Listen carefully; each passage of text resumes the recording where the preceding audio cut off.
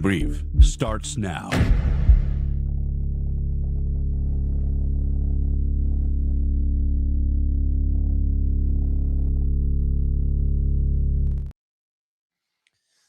Welcome, everybody. Happy Thursday.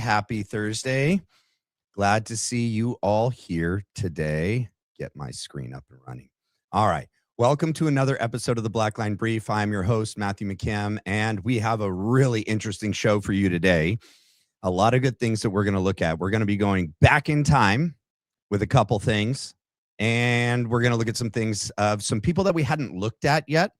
And that I had found some clips of them discussing specifics around the preliminary hearing, Erika Kirk, her lawyer, some filings that they made on her behalf, and how that seems to have pushed through that high-def 4K video that Kaddis was talking about today, that Dan Bongino seems to have. I wish he would have pulled up the clip, unless he took it down and it doesn't exist anymore. But that just days after, and he was the deputy director of the FBI, especially I think back then. Wasn't he still in? He hadn't officially left yet. I'd have to look back at the time and when he officially left. But that he said it was extremely blurry, or did she say grainy? Grainy was the word. Grainy is the word of the day. That this surveillance video was extremely grainy. Who knew that just a little bit of AI and a little bit of editing, a little bit of enhancement could be done, and everything they needed to see out of that surveillance video just appeared like magic.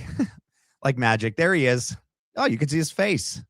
Yeah, you could see him pull the trigger. Like Jack Posobiec said, you could see the muzzle flash. Anyway, let's get into it. If you guys haven't done so already, please do me a favor and hit the like and the subscribe as you come in and get settled. Sorry. There it is. Hit the like and subscribe, please. Thank you very much. All right. The first thing we're going to look at is something Glenn Beck did just after the memorial, okay? And it does mean we are going to have to watch Erika Kirk's famous I forgive him speech. It never became more apparent than it did to me this morning when I rewatched this clip. Because, watching the memorial back when it happened was a very, very odd experience for me. I never saw Trump as a Christian, I didn't vote for him because I thought he was Christian. I thought he was the best thing at the time and was way better than any other option and seemed to be promising a lot of things that we all wanted. But I was never fooled that he was a Christian. He never acted like a Christian. It just, you can tell if someone's a Christian by how they act, how they talk, how they treat other people, the decisions they make, what they find valuable and important, the things they pursue in life above all other things. Wealth, money, and power aren't typically pursuits of good, humble Christians, modest, meek, Christians. And there's nothing wrong with wanting success and striving to provide a great life for your family. Nothing wrong with that at all. But when that becomes the goal and the ultimate goal, and that you'll do anything to achieve those things, it's not a virtue. It's a vice, man. And definitely God said, can't serve two masters, man. It's easier to pass through the eye of a needle than for a rich man to enter the gates of heaven. Yeah, I think that's why Trump was like, I don't think I'll get in. I don't think about it too much. Pretty sure I'm not going to make it. That's why I decided not to swear in on the Bible this year, because I just felt like that's probably not going to go good with the big man upstairs. He knows me. He knows what I think. He knows I'll be lying. All right. So Glenn Beck and Erika Kirk, there's some interesting things that Glenn Beck says. And then I'm going to tell you guys my impression and experience and thoughts and feelings after watching this back this morning. It did something different on a visceral level to me this morning. I was appalled when it happened. Okay. I was not fooled by her, soap opera daytime TV acting. All right. I could see it for what it is.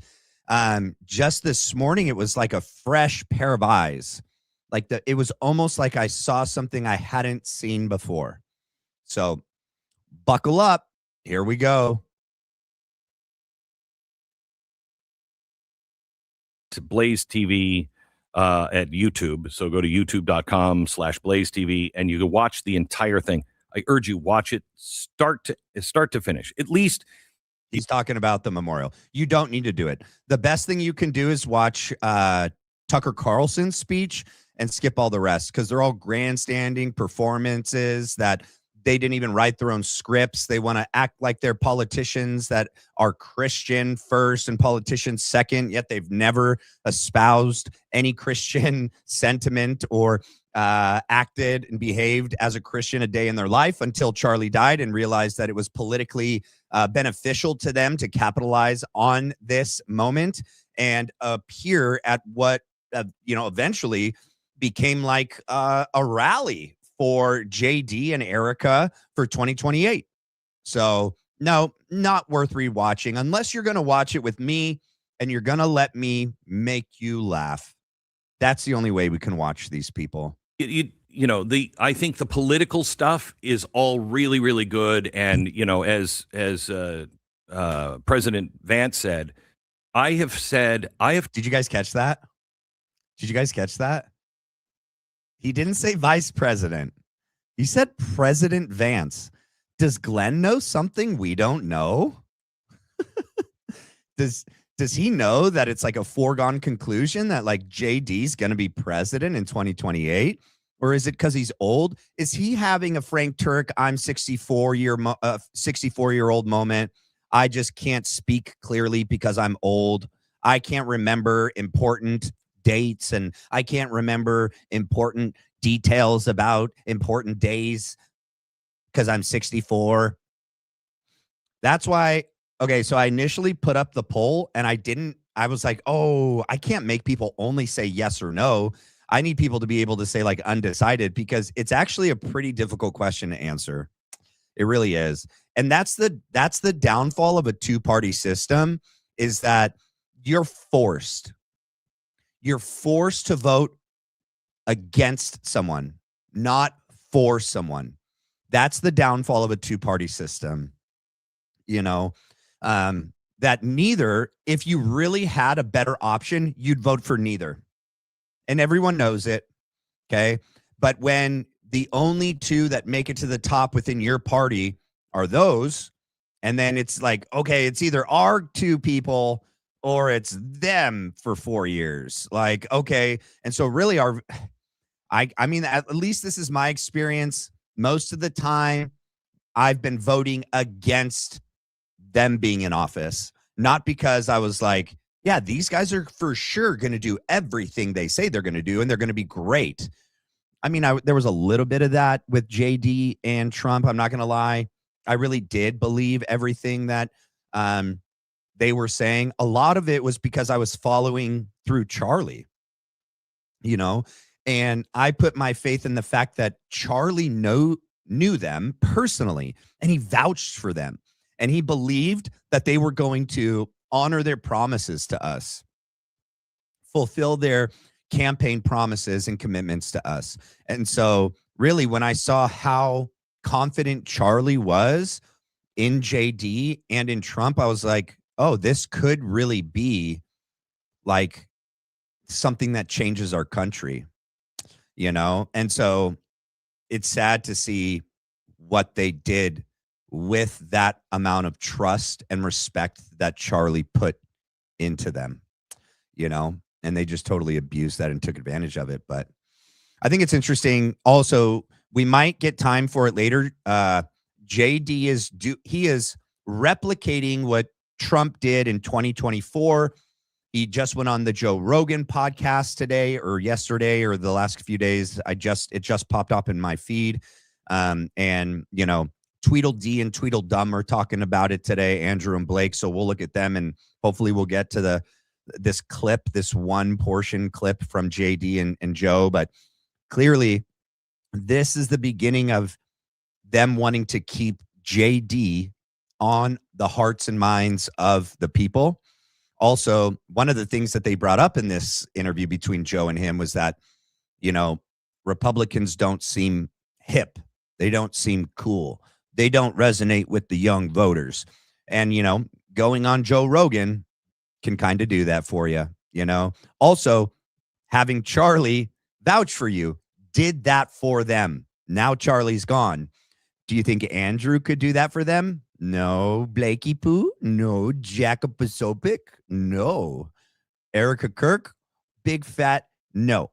So they're going to have to try to do it all on their own. We'll see if it works out. All right, let's get back to this guy. He just said President Vance. Talked about Jesus Christ more in the last 10 days than I have in my entire political career. Think about that. He thinks that's because they're genuine. The people he's talking about that are politicians that are on this stage at the memorial have been politicians for a long time. And he's saying, I've heard more, Christian statements, or I've seen and heard more Christianity in the last 10 days than I have in my whole political career. Yep. That's what I'm saying.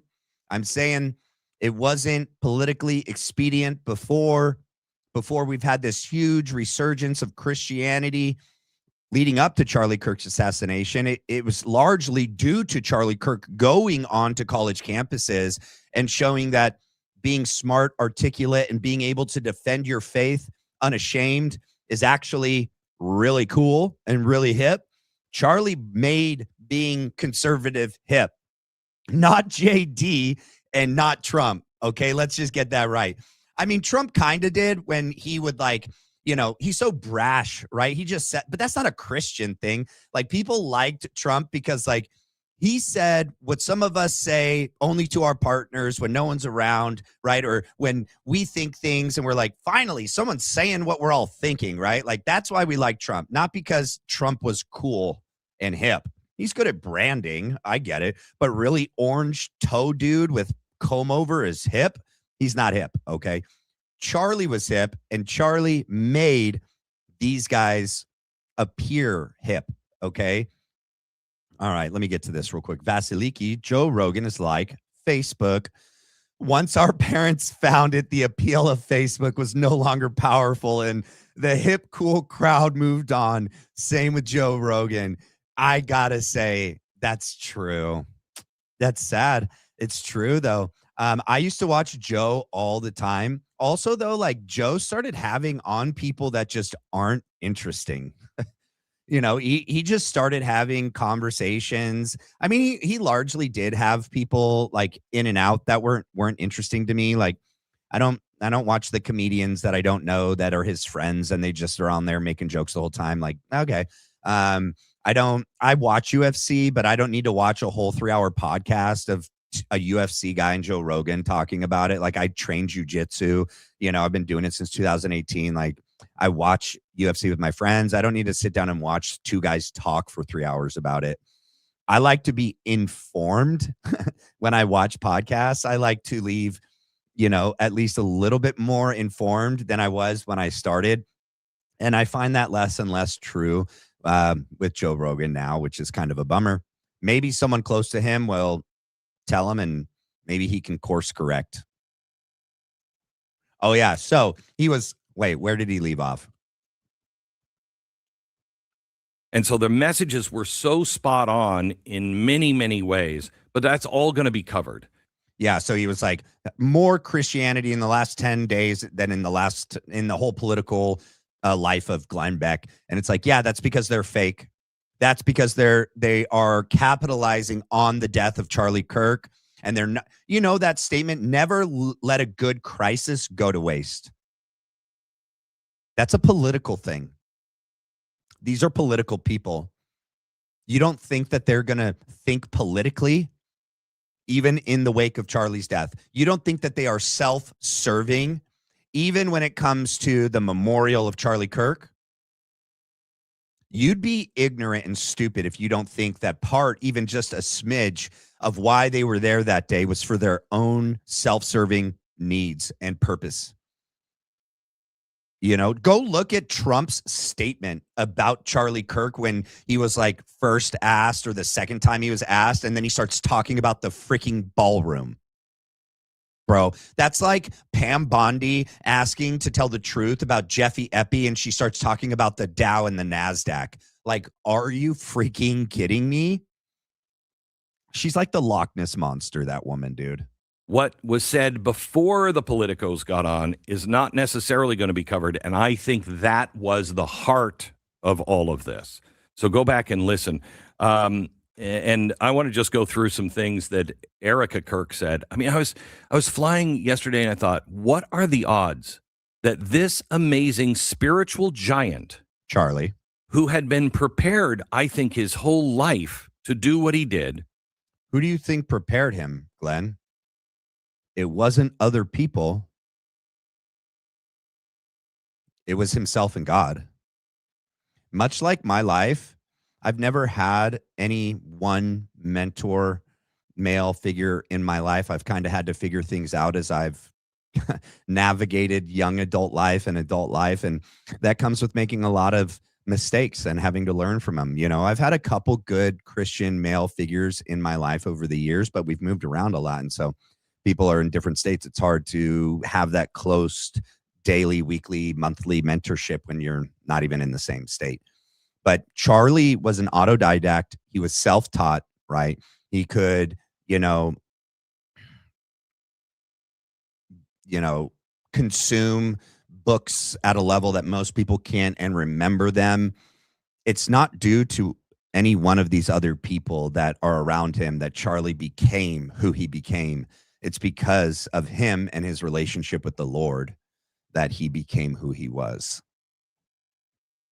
Is smart enough to run a large operation, has the Spirit with him, knows how to argue, knows how to do everything he does, marries a woman who is exactly like that. Do you guys think that's a true statement? Come on.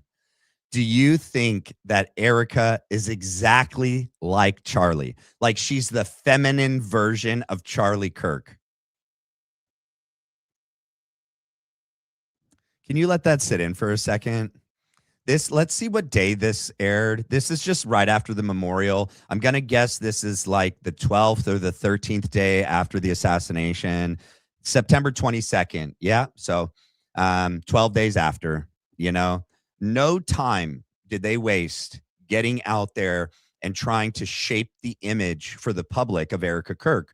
Remember, even for most people that followed Charlie, which I did, you didn't really know Erika. You knew of her. You knew that she was his wife, the mother of his children, but you didn't know her. I didn't watch Young Women's Leadership Summit speeches before Charlie was dead. I watched Charlie do Charlie things, and it's only after the fact have I gone back and started to consume Erika Kirk only content.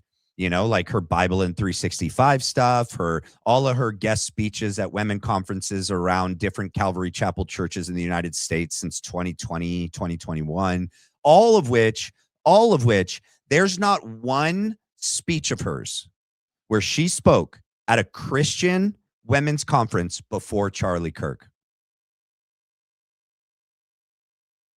Make that make sense for me? I thought she was a Christian woman and she was politically minded and she wanted to be active and like this is who she was and she's always been this way and she's had the heart for the people, right? She has that Romanian Angels and she's got these different companies like Proclaim and Bible in 365. Not before Charlie. Nope, not really. Nope. No public speaking engagements like after she met Charlie. Nope.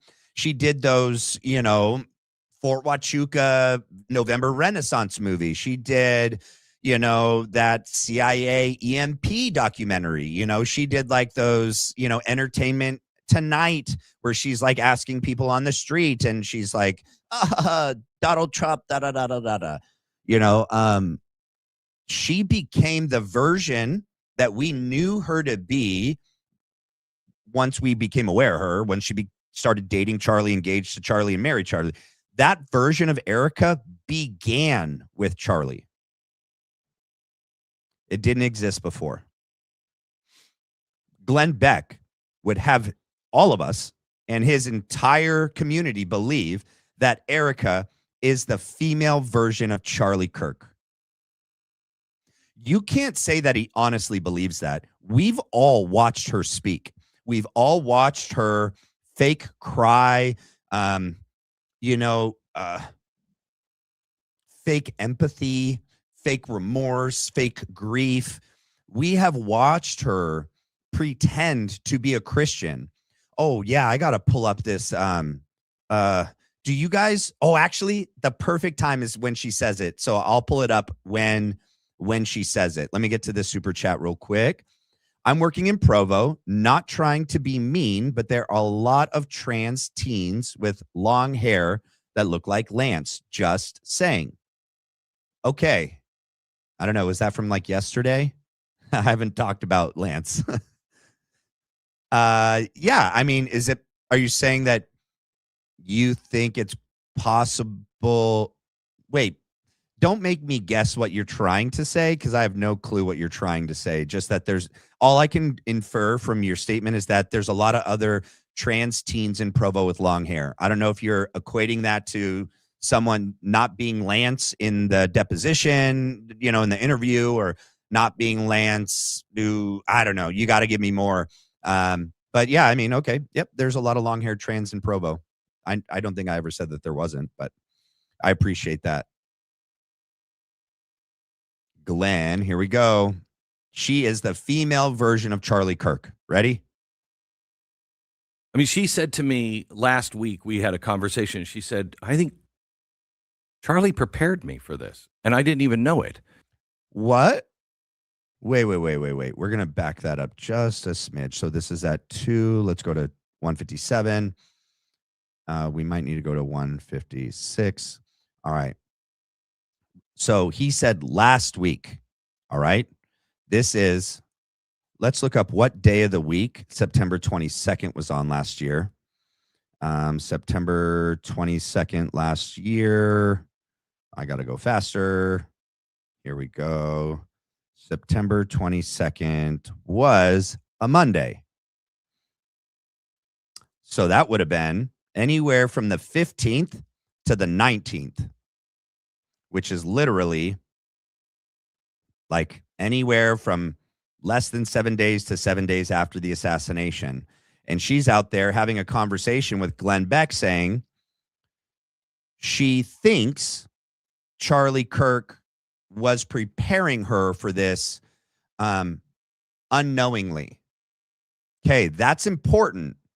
Because when she went and sat down at that education academy in Chicago, that TPUSA Education Academy thing with Hutz, remember, I know everybody's name. I know Hutz's name. I know Hutz's family. I know everything about him. I know everybody. And the reason why she said she knew everybody is because she said that she was going into the office every day with Charlie Kirk, except for on the day she took Gigi to dance.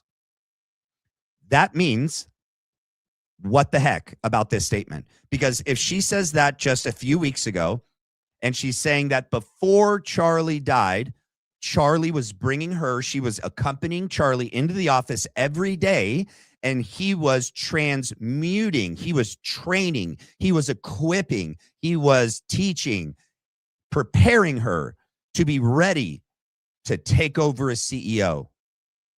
I mean, we knew it was a lie when she said it. Now we have proof from her own mouth. She says, I think Charlie was unknowingly preparing me for this role. And then you're going to hear out the specifics about why. And it has nothing to do with going into the office with Charlie. It has nothing to do with him teaching her about the day in, day out, processes of being a CEO of Turning Point USA. It's something totally different, which means she was never going into the office. Charlie was never teaching her anything. And you'll see why. So people ask, why do we hone in on Erika? This is why. This is why right here. Because she's a freaking liar. Charlie prepared me for this, and I didn't even know it. Didn't know it. She said he's got stacks of diaries. He wrote a diary every day. A diary? And she said, I never read his diaries. I mean, that's not something you do. But after he died, I went in and I started going through his diaries. I was reading the last few pages and everything else. She said, I started reading him. She said, he left me the plans for 2028. How narcissistic does she have to be? Okay, there's so much here to unpack. There's so much here to unpack. Let's go one thing at a time. Clearly, he wasn't taking her into the office. He wasn't preparing her to be CEO, because she said after he died, I read his personal journals. Okay, well, think about this, ladies and gentlemen. If he hadn't have died, she said she didn't read the journals before, which means that he wasn't writing them for her. He didn't know he was going to die. He didn't. Does it say to Erika, does it say, Erika, upon my death and brutal assassination, please open my journals, and these are all blueprints for you? No, this was a blueprint for him in 2028. He was 31 years old, very healthy. Remember, so healthy that he had the neck of steel, Superman neck that you quoted and said, well, you actually attribute it to, what was it? What was his name? Surgeon. Oh my gosh. It's not Lee Strobel. Why is that the name I want to say? Obviously, that's not it, but something DuPont. Anyway, she goes in and reads his journals, which were clearly blueprints for himself. Journals are personal. She obviously knows they're personal because she says she never read them when he was alive. The only reason why she's getting to crack them open and read them is because he's dead. Therefore, he never wrote them with the intent for her to read them, nor were they addressed to her, or were they written for her explicit purpose to use as CEO. So really what Glenn is saying is that she is perverting what he wanted for himself, and that now she's going to use it for her. But that's how she's going to get away with saying everything we're doing is Charlie's legacy. Everything I'm doing, I took directly from Charlie himself. This is her way to manipulate everyone and say that she is actually just following Charlie's plans for TPUSA himself. She's just following the plans. So anything she does as CEO, she can say, no, this is Charlie's wishes. Right here, page 97, journal number 5. Okay? And she's never going to let us see the journal. Okay, she'll rip one. Oh, no. She'll take a photo of one of the letters that he wrote to her as his wife, a very personal letter saying like, I love you so much. I'm so blessed to have you. How can I serve you today? How can I be a better husband today? She took a picture of that and sent it in the donors email and asked for donors, asked for people to give her money. That's the same woman that takes a freaking video of herself kissing her dead husband's hands just the day after the assassination. Never let a good crisis go to waste, Erika. Never miss out on an opportunity to take a picture in front of your husband's microphone that he was holding when he died. It's in a box at Mar-a-Lago, and she's just there, just looking all like deep in thought, like she's remembering Charlie, knowing that she already told this person, hey, I'm going to go over here. I'm going to pose like this. Please get a photo and let's upload it to social media. That's the same woman manipulating everyone from day one. And here she is manipulating Glenn. And Glenn is so dumb, or he's just part of it. He doesn't care that he's like, he doesn't see the problem with the things that he's saying. Charlie wrote the journals for himself. They were private.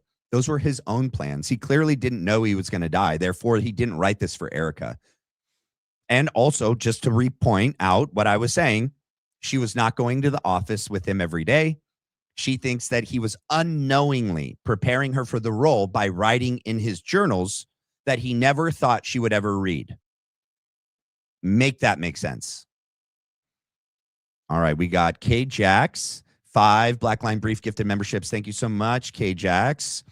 And then we got K Jax. Thank you so much. God bless. Thank you, K Jax. Let's continue. He left me the budgets for the future. Not you. She said he like left this for me. And she is a force. Think about that. He left this for me. That is what Erika said to Glenn Beck. That's Erika's mind. That's what Erika thinks of herself. Okay? She thinks that Charlie, or she's just so freaking evil. She knows exactly that she's lying, and she's just representing this as however she wants to benefit herself. But clearly, like, he didn't write the budgets for you. He was 31. He thought he was going to be around to actually be there in 2028. He wanted to help JD get into the presidency in 2028. He had like ambitions and goals decades down the line. He was a forward thinker. He didn't write that budget for you, Erika. He didn't write anything in his private journals for you. You know? And a really good wife would read those journals and not ever, ever, ever talk about them. Never let anyone know that she's reading them. Honestly, maybe her like mom, maybe, well, not her mom, but like my wife could like talk to her mom about it, because my wife's mom isn't freaking Lori Fronsfee. All right. But like, I'm just saying, you might have someone really close to you that you would confide in after you read your, deceased husband's journal, and like maybe something was very touching or moving to you. And so you would confide in someone close to you, but you're not going to tell Glenn Beck, and you're not going to tell the world that like you're reading your deceased husband's journals and saying that, oh, he wrote this for me. He wrote that between him and God, you freaking moron. It's a private journal that you said yourself you never read when he was alive. Meaning that also means he never shared it with you. That means he himself kept those journals private, never intended for the eyes of Erika Fronsfee. To be reckoned with. I mean, TPUSA is in really good hands, I think, with her. But here she is in one of the most Christ-like moments yesterday at the memorial service, talking about the shooter of her husband. So gross. My husband, Charlie. All right, hold on. Okay, please, if you guys haven't gone back and watched this, please pay close attention to every little detail. The sound of her voice. Is she being authentic? Is she being genuine? Look at her eyes. Look at her facial expression. Is what she's saying resonating with her physical body, with her being? Is it real to herself? Does she even believe what she's saying? Okay, let's watch.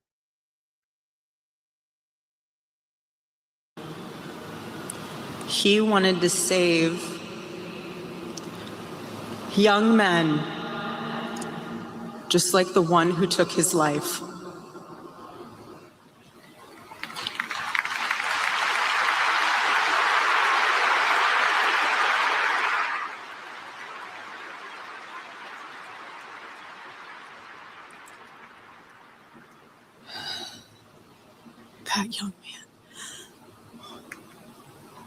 That young man. On the cross, our Savior said,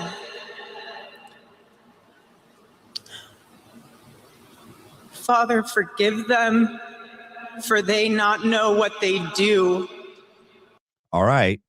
Okay, I'm only jumping this. I'm breaking this up so I don't forget every little detail. All right, and that we don't have to watch this like 4 times. Okay. First of all, you know that she doesn't write her own speeches. We know that now. We know that for a fact. All right. We know that in there, it probably says things like to exhale deeply, slowly, right outside the mic. Right. Okay. That man. Right. Also, it's going to say to do things like look up, like to do these, theatrical things that just people don't do. You don't do that. All right. Here's the next thing. Did everyone catch the wording in which she quotes that scripture? Father, forgive them, for they not know what they do. I knew for a fact that that wasn't the right way it's ever been written, but I had to make sure and Google that there's not some weird translation somewhere where it's worded that way. And I'll just say, for some Christian that has a Bible in 365 app and that she's read through the Bible with all of her people in that app every year for the last however many years, she locked herself in a room for 9 months twice and read through the Bible cover to cover. She's been a Christian. She was a cradle Catholic. She went to mass with her mom. Her mom was, writing tithe on a check, and she's like 5, and she was like, Mom, that's a lot of money. Okay, so like she should know whether the person that wrote the freaking passage right or wrong. You can't say she's nervous. She's been on big stages many more times than this one time. This is not the first time she's had big lights shining in her face and a microphone and hundreds or thousands of people in front of her. Maybe that's a bigger crowd than some of the other places, but like this isn't brand new. This isn't foreign. You can't really tell me like oh, she got flustered, right? She doesn't know the word of God. All right. And so just to let you know, nope, there's no major or standard English Bible translation that uses the exact word order for they not know what they do. Okay. Oh, how funny is this? I didn't know why. Oh my gosh. I didn't read the rest of this. Because I Googled this when I was working today. Google AI, is that Gemini? Is that who Google's AI is? Made an excuse for Erika. I didn't ask AI to give me this excuse. Do you guys want to hear what the excuse Gemini gave for Erika Kirk without me even asking? Okay. When Erika Kirk spoke at her husband Charlie Kirk's memorial service, she was paraphrasing the verse from memory. No. Nope. Not by her own words. She said she wrote this speech. I call it a script because this is a performance. She wrote this. And for someone that has a Bible in 365 app, which the whole purpose of that app is to get people to read through the entire Bible, verse by verse, throughout the whole year. They just break it down in different chapters throughout the week, and then you do it, right? And she's done this every year for as long as she's had Bible in 365. And she's also read the Bible twice when she locked herself in the room for 9 months at different times. Paraphrasing is not what she did. Paraphrasing is when you take something long and you make it shorter. Okay. She actually said the exact same amount of words. She just moved them around. That's not paraphrasing, Gemini. I get that an AI stupid bot might think that. And then it goes on to give more excuses. Why the wording sounds like that? How weird is this? Gemini is freaking, if it's Gemini, whatever AI is this for Google, is making excuses for Erika when I never even asked for them. Is she emotional? Is she an emotional asset for the Department of War? Yes. Are they getting orders from on high to defend her and to back her up? While her specific phrase for they not know what they do is grammatically incomplete in standard English, it is a very common way people accidentally blend two distinct eras of Bible translation when speaking off the cuff. Well, that's not true because I just asked you if there's any English Bible translation that has the wording that way. So you're saying that she blended an older version with the new modern version to get that version, but your first statement was no, There is no major or standard English Bible translation that uses those exact words in that order. Get out of here. AI will never replace humans. Welcome in, everyone. Please hit the like and subscribe. I'm sorry, but I can't stand Erika Franzweg. Go Max, Matt. Yeah, me neither. It's going to get worse before it gets better, but here we go. All right, let's keep it going. Okay, pay attention to her body language, her face, her affect, her tone, everything that's theatrical, performative, not genuine, not authentic, not normal. That man, that young man, I forgive him.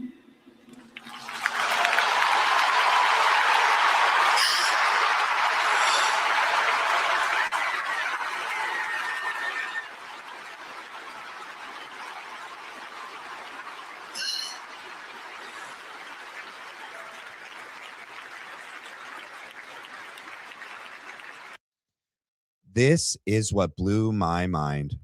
Okay. She even did an inhale gasp before she said it. That was theatrical. That was performative. What also blew my mind was grown, married, heterosexual men were in tears. And I believe they were genuine. I believe in the moment, most people live could not see the forest for the trees. Okay. They could not foresee. Also, because your brain like shuts down, especially in collective trauma. That's why they were able to get us to like give up a lot of our freedoms in post 9/11, and we were like cheering for war, and we didn't realize that like within like however many days they were like mission accomplished, and yet we were still at war for another 20 years. Like we're not thinking clearly. Okay. We're not thinking clearly when things like this traumatic happen on a mass scale, and then it gets pushed over like mainstream news, or now for Charlie over online. And we all like watch it over and over, you know? And so the people that are there live also, I guarantee most are good Christian people, right? That probably love Charlie or knew of Charlie, or at least were moved by Charlie's assassination because of what Charlie stood for, what he meant, what he represented. But I believe most people there were there for good reasons, right? And I believe that their intentions, their hearts were in a good place. They had just listened to 3 hours of worship music, by the way, talking about front-loading people's emotion, right? 3 hours of worship music, getting people in this kind of hypnotic state. Okay, that's a real thing, ladies and gentlemen. It's a real thing. Okay. Hillsong United, it's a real thing, all right? In a hypnotic state for her to come out and do this thing, which then hijacks people's trust and faith and belief in God. Here's the other crazy thing. She just compared herself to Jesus Christ. Did you guys miss that part? She's quoting Christ's statement on the cross. And then she says that statement on the stage. For herself, for the man that she says she believes killed Charlie Kirk. She is wanting us to think of Christ. Look at her. Think of Christ. Look at her. She wants us to conflate the two and to see her as this Christ figure. Megan came out and did the same thing in her interview with her. Oh my gosh, you're so much closer to God than us. You're so much holier than us. Like, oh my gosh, you're just, Glenn just front loaded the clip of that he echoed that same sentiment. Like, she is just so, they're just gushing over her. It's unreal. Unreal. I forgive him because it was what Christ did and is what Charlie would do. I don't know, actually. I wish, I could have pulled up that clip of Charlie when he's asked about murder, and about the death penalty. And I don't know that Charlie would actually forgive this. I don't think that it's even actually. So here we go. We brought this up a couple episodes ago, that forgiveness comes when people repent and ask for forgiveness. Okay. Forgiveness without someone repenting, without asking to be forgiven, it's just for you. It doesn't actually do anything for that other person. And there's no like reconciliation or like healing, like as a whole for that scenario. It's like you're just forgiving to get that off of you, right? But if Charlie's dead, like he's not forgiving anyone. He doesn't need to right now. He's in heaven, right?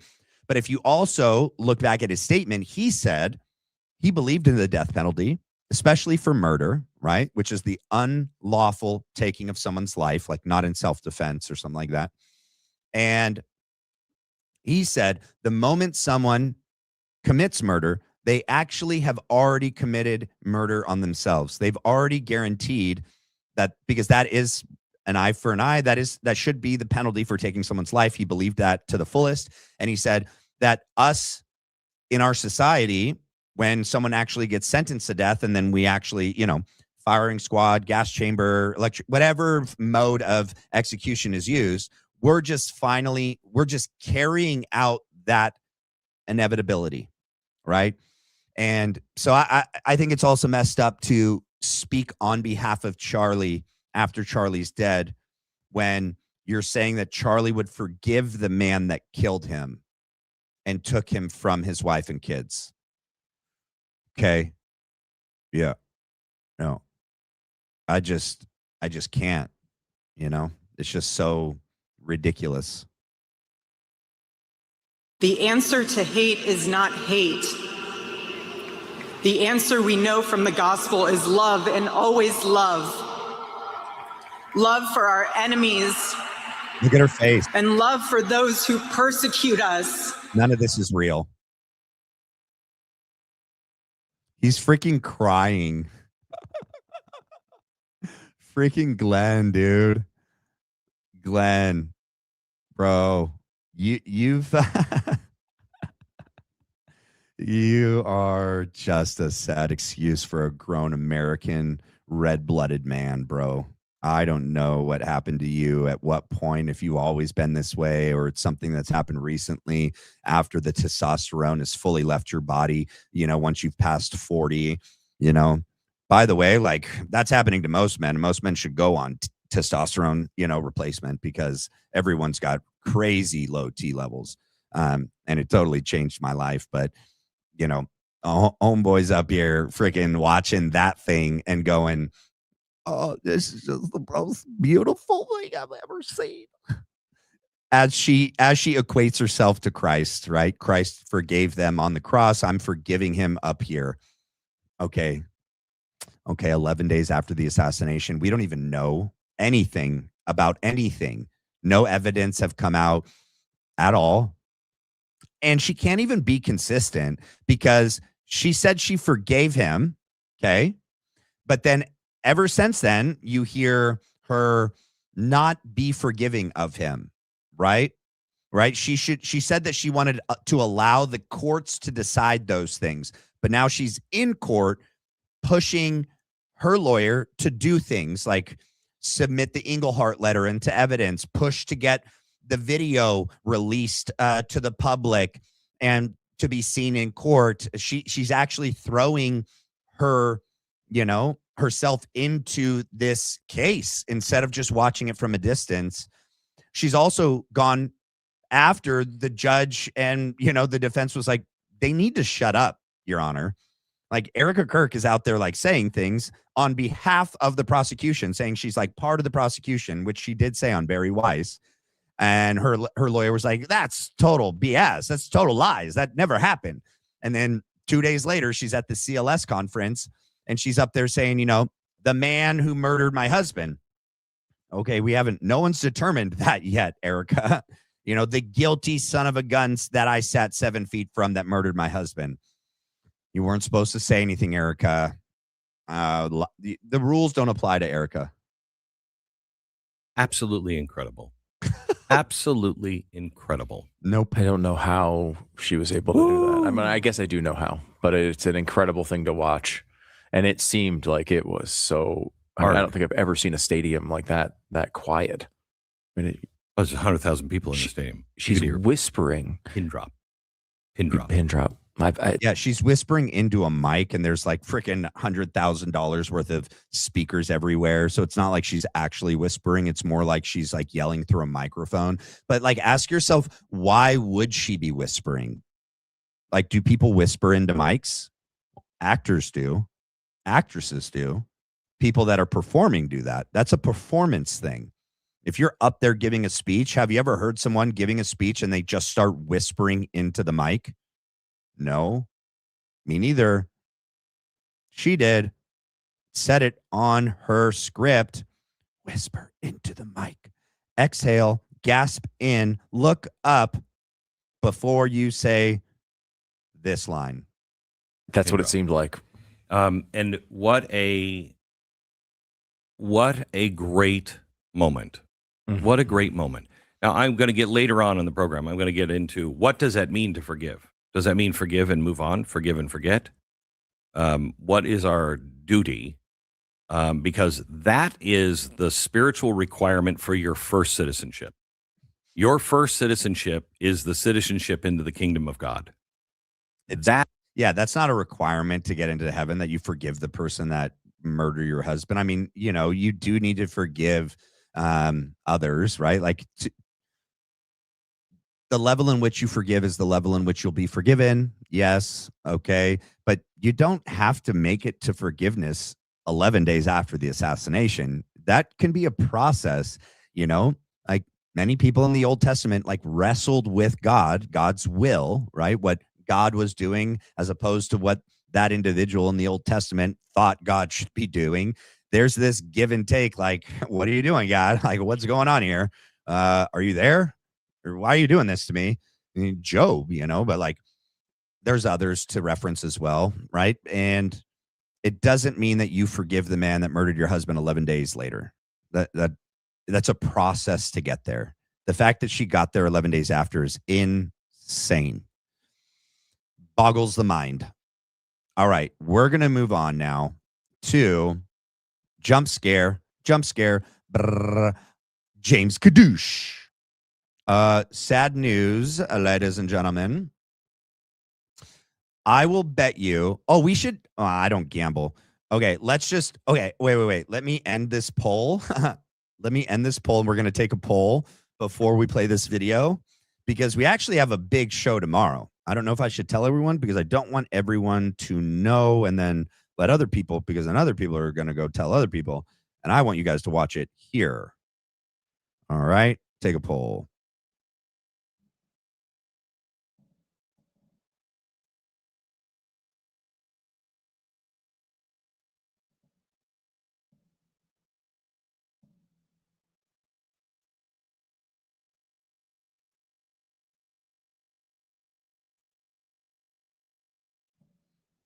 All right. Let's see.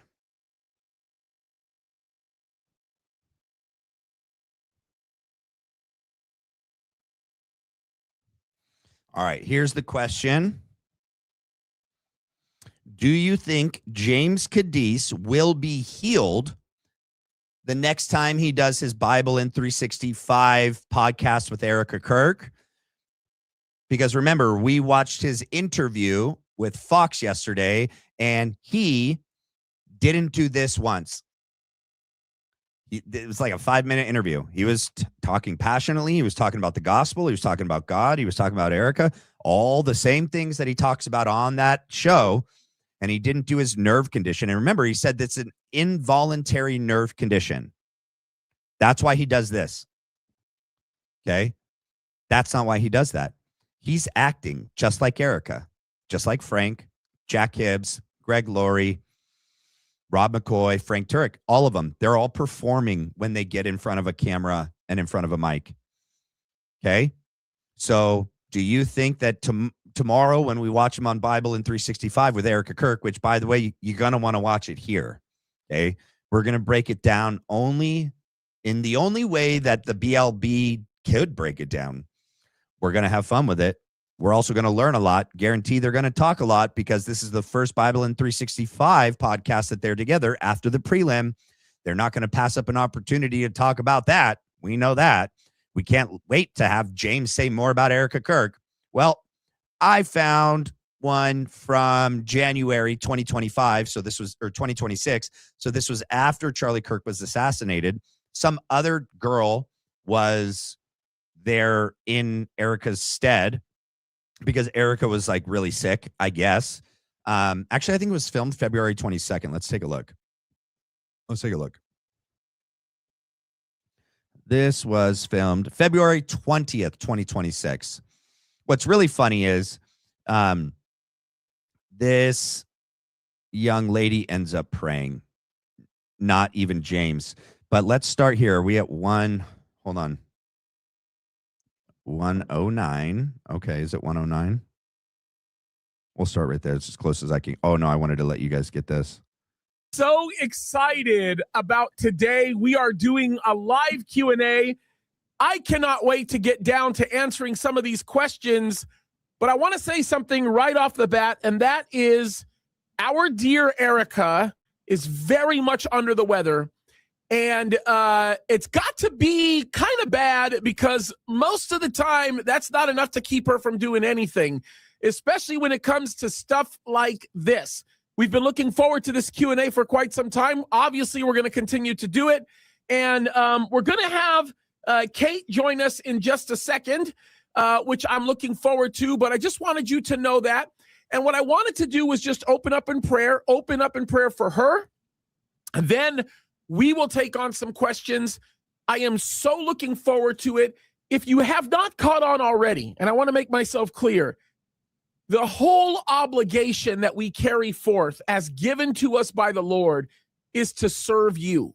We want to better equip you to read the Bible, to understand what you're reading, to support Israel above all else, to be changed by it, for your life to just dynamically grow as a result of it. And as you give more to me and to Israel. We know that there's amazing power in the Word of God, and that's what we hope to be able to put in your hands. It's something that I know was Charlie's heart.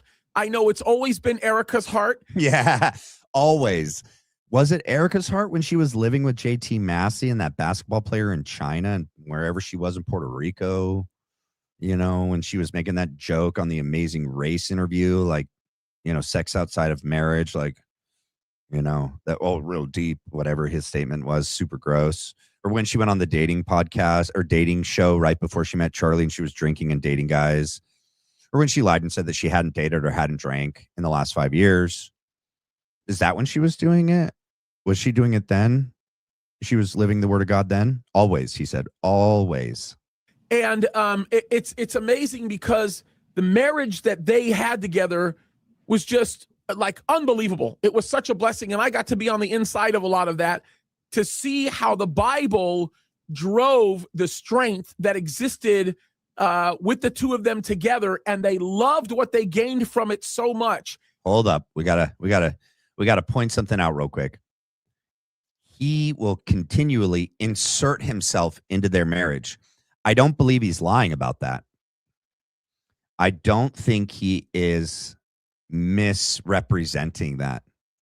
I also think it's weird because like Charlie called James, and so did Erika, called James their pastor. And James is the one that did their premarital counseling. He called Rob his pastor like once or twice, you know, and it's much later down the line. But I believe that James played a much bigger role in ensuring that any kind of issues or conflict that ever maybe arose in the marriage was resolved in a favorable light to Erika. He clearly has, you know, favor for her. And you can tell that even in his retelling of when he met Charlie and Erika. And well, when he met Erika, he had known Charlie a little bit longer, but he had met Erika and her. Wait, how does he say it? No, I think he says he met them at the same time. He's told different stories. It's so hard to tell with these people. But he goes like, I just met Charlie and then I just met Erika. And I was telling Charlie, like, you better marry her, you idiot. If you don't, God's not going to bless you. He's only going to bless you through her. You're going to hear that in a little bit. He says that again. And that, like, you better marry her before she realizes that you're an ugly dork and that she's way out of your league. He said it differently. He said, like, you better marry her before God takes off the blinders that he has on her eyes, which is the only way that she would be dating him. Okay. So that is James. James is in love with Erika. James is literally in love with Erika. Every time he can, he says, I'm just like Charlie. Erika's just like my wife. Erika's my wife. Erika's my wife. That's what he's going to get to that one day. He's going to be like, Erika's just like my wife. And then one day he's going to be like, Erika's my wife. I mean, Erika's like my wife. These guys Freudian slip all the time. I just can't wait till he does that. Maybe he'll do it tomorrow. Maybe he'll do it tomorrow.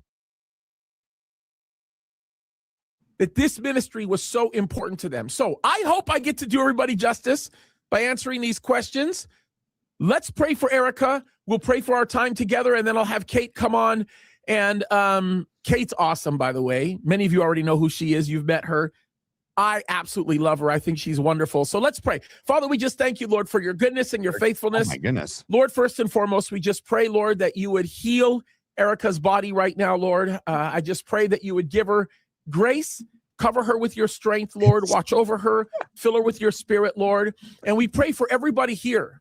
All right, that's enough of that. It's just the part that he was praying for Erika we wanted to hear as he squinted so hard. It's unreal. My wife and I have a running joke about this guy. All right, let's wait. I didn't write it on the paper. It is right. James Kaddis, 33:55 is where it begins. Okay. We'll start right here. Ready? So, Kate, just help me out. Can you read that question to me one more time, because I think I'm hearing it correctly. I think it's kind of an important thing. Yeah, this reader feels lost in their relationship. It sounds like they're married because they mention marriage at the end, and they say, "I can feel so happy, and then it changes quickly, and I have doubts in my head. Is God telling me something? Should I push through and keep trying? God says marriage is meant for learning to be more God-like. Is this what is happening?" Yeah. So, let me say this because I think that this is kind of an important thing. I hope I don't get busted for saying this. Oh, I hope well, anyway, I'm just going to do it. I'm just going to say it.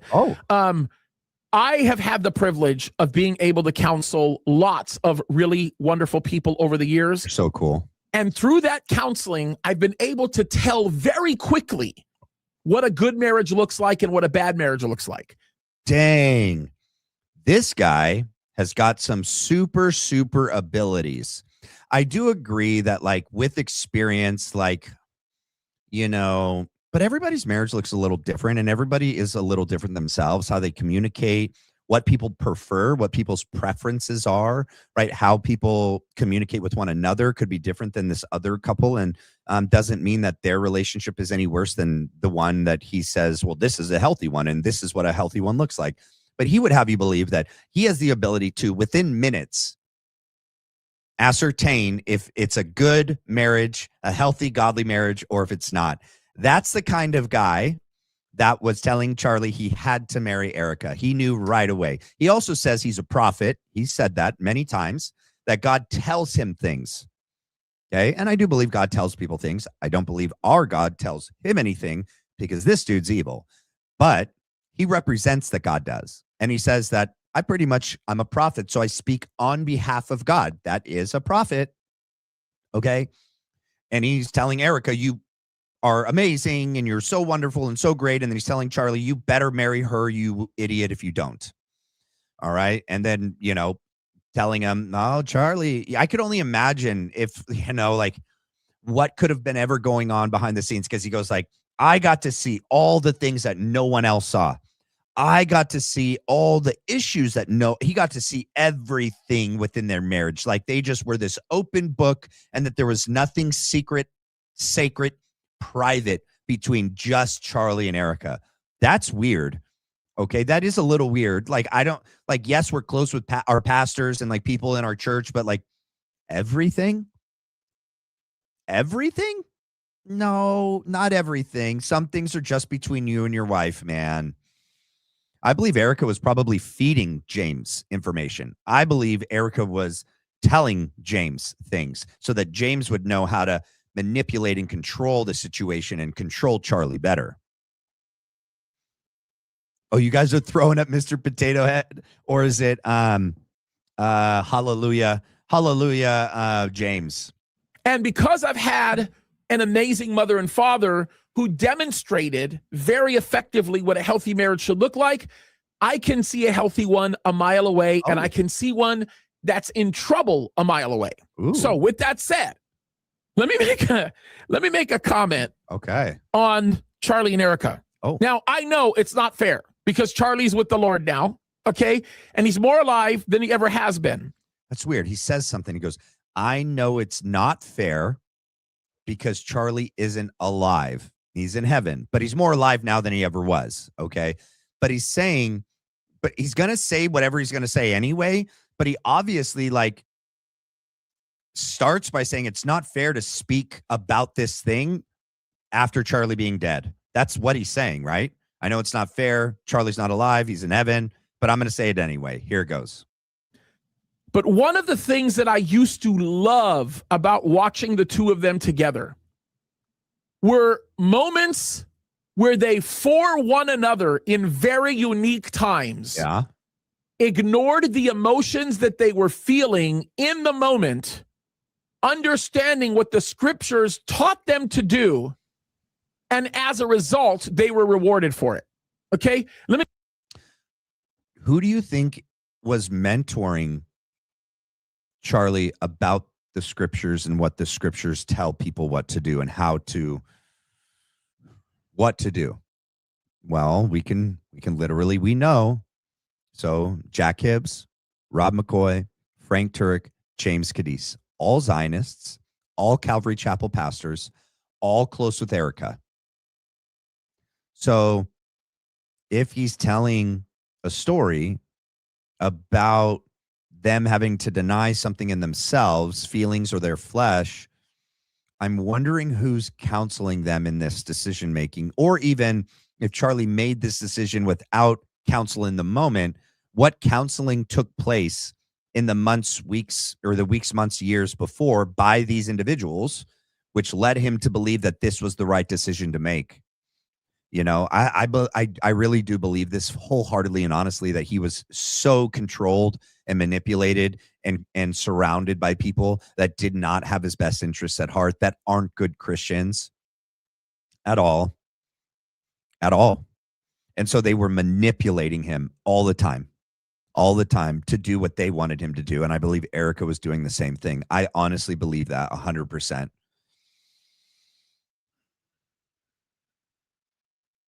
Let me just explain what I mean when I say this. I knew Charlie and Erika before they were married. Whoa. I knew what Turning Point looked like before they were married. Okay. I knew what even these ministries looked like, the Proclaim ministry, all these other things that surrounded them looked like before they were married. Huh. They get married, and as they come together, they learn to love God more than they love one another. But in doing so, when two lives come together, you learn something very quickly, and that is you die to self. Now, I say this with great pride in my heart because Erika's a lot like my wife. My wife is a woman who has given herself to loving her husband through self-denial. And all the conversations I've had with Charlie, he very much has his heart for his wife the same way I had for mine. And I bring all of this up because my church would never be where it is today. Never, if it was not for my wife. When my wife came into my life, oh my goodness, there was a lot of self-denial that had to happen. Did you deny yourself a big juicy steak? Hey, James, remember when you said you never lusted over a woman a day in your life, but that you lusted over steak? So there was a lot of self-denial going on when your wife came into your life, but it wasn't about her. What was it about, James? Was it about a ribeye? Filet mignon? Do you like it medium? Medium well? How do you take it? You know? Do you put sauce on it? Or no, you don't want you're like a connoisseur. You like, don't dirty it. Don't pervert it with any sauce. Okay. You don't come across as a man that has your flesh under control. You got 1,000 pounds from not getting your flesh under control. You said yourself, James, you were a destructive eater. Your words, not mine. Okay. You know what Charlie said? One of the major signs of a grown, mature, godly man, self-control. Self-control. Where the mind and the spirit tells the body what to do. Right? I would say getting 1,000 pounds, you didn't have that part really under wraps, James. You don't seem to have it under wraps now. But here we go. Or emotions that were telling me something different than what was true. There were things that irritated me, things that bothered me, and I know for a fact it was the same way for Nicole. Oh. But we both denied those emotions. We did what we knew the scriptures taught us to do, and our love for one another grew in ways you can't even begin to imagine. When I first met my wife, our church was doing well, but it's nothing like it's doing today. As a matter of fact, we're doing so well, we need another building. We might have an opportunity to buy one if you guys can think about it. If anybody looking for a church to give some money to buy a new building, we need to come up with some money within the next few weeks. If you're interested, I just thought I'd put it out there. That's interesting. These guys never miss up an opportunity to ask for money. I would say you're a lot like Erika, my man. You know, he just gets finished through with saying how successful, how well he's doing, his church is doing, how well it was doing before his wife, but how much better it even became after his wife. He said it in other areas, in other shows, episodes that he's done, how extremely wealthy he is, right? He writes books, he has his church, he does his podcast, he does other shows on YouTube. He's just so wealthy, but he has the audacity to then turn and go like, we're doing so good, we need a new building, but I'm not going to pay for it. No, I'm not going to take the tithe that I increase my salary every time my congregation grows. I increase my salary. That's what these pastors do, right? As the congregation grows, their salary grows. Their work doesn't grow. They're doing the same thing they did in the beginning. It's like Wednesday nights, Saturday nights, Sunday nights. There might be a couple more services here and there, but at max, like once you get to a certain scale, like that's as many services as you're doing, right? You actually just hire more people to do all the other things. I believe personally that pastor's salary should never be above the median or like the mean of the congregation. You should not be making more than the majority of your congregation makes.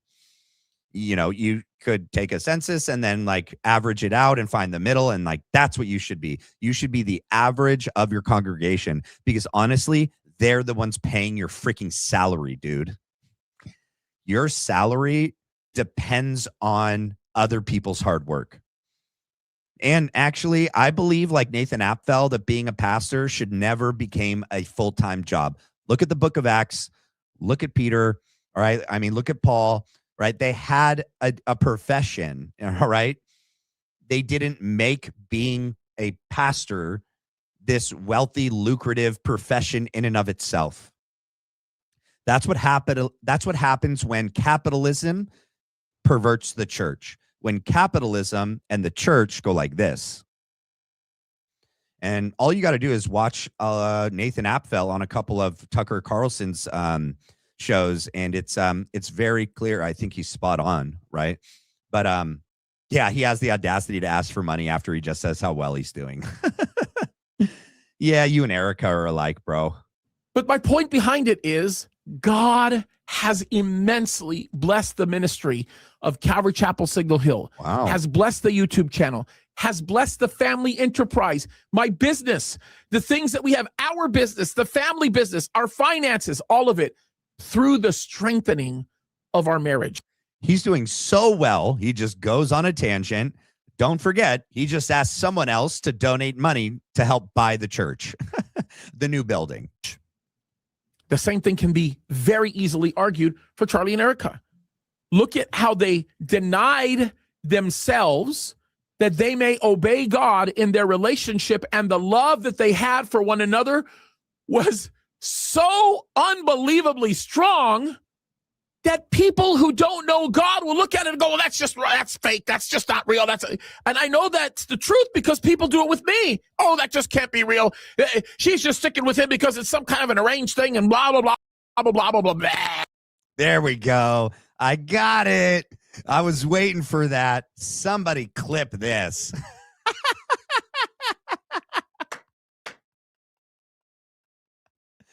Holy smokes.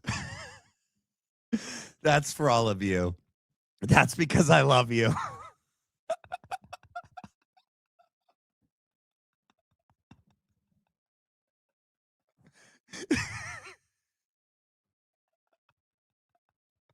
Hold on, I gotta recalibrate for a second. When I was listening to this, because I had gone back and watched in preparation for tomorrow. Okay, I can tell this community, just don't go tell any other podcasters that there's an episode tomorrow. All right, I want people to come here to watch it. All right, but other people have already said it on X, so it's going to be out there. So whatever, cat's out the bag. All right, but I've watched the majority of what Erika and him have done in the time around Charlie's last year and then this last year since his assassination, and send it to his wife. This is him before he eats a steak. This is what he looks like right before he eats a steak. But I was watching it and I was like, bro, they don't know when to shut up. Frank yesterday, I don't know, like Kaddis might watch the show. I don't know. Or other people watch the show and then they send her stuff, or me and her are just on the same wavelength. Because literally, like, we just did a whole breakdown of Frank Turk in the purple shirt. And she said maybe Blake Neff wrote the letter. Nope. I'll let you know. Frank wrote that himself. Okay. He did. Whether it's really because of his wife or not, it's a psyop either way. But it might be from real life experience that his wife is like, I don't know, you are a naval intel officer and you are evil. And I've watched you lie because I know what you were doing and what you've said you've been doing. And it's just not the same. So you're inconsistent. And so he writes the email to himself. It's also another psyop because everyone online today and on X is saying that Kaddis is ruining people's marriages. So Frank doing this last week, that episode, answering 27 or 31 questions from one of his members in the audience that wrote in and said, my wife is going crazy because of Candace Owens. It's ruining our marriage. Candace is literally destroying marriages. Shut up. Total BS psyop. I think Frank wrote it to himself. Okay. But people are parroting Frank and are on X and other platforms saying that, like, oh no, now Kaddis she's ruining marriages. Shut up, dude. But Kaddis even said some of the things that I had said yesterday when we first watched that purple shirt Frank Turek episode. I forget which day it was this week. It might've been Monday, but I think we're just on the same wavelength. But yeah, so manipulative. Frank is they all are so freaking manipulative. It's so gross. All right, I have to go back. I'm going to make him pop back up on the screen. Just brace yourself. I'm going to hit play really quick, though. That's what they do, right? But here's the reality. There is a reward that comes from self-denial within the context of marriage.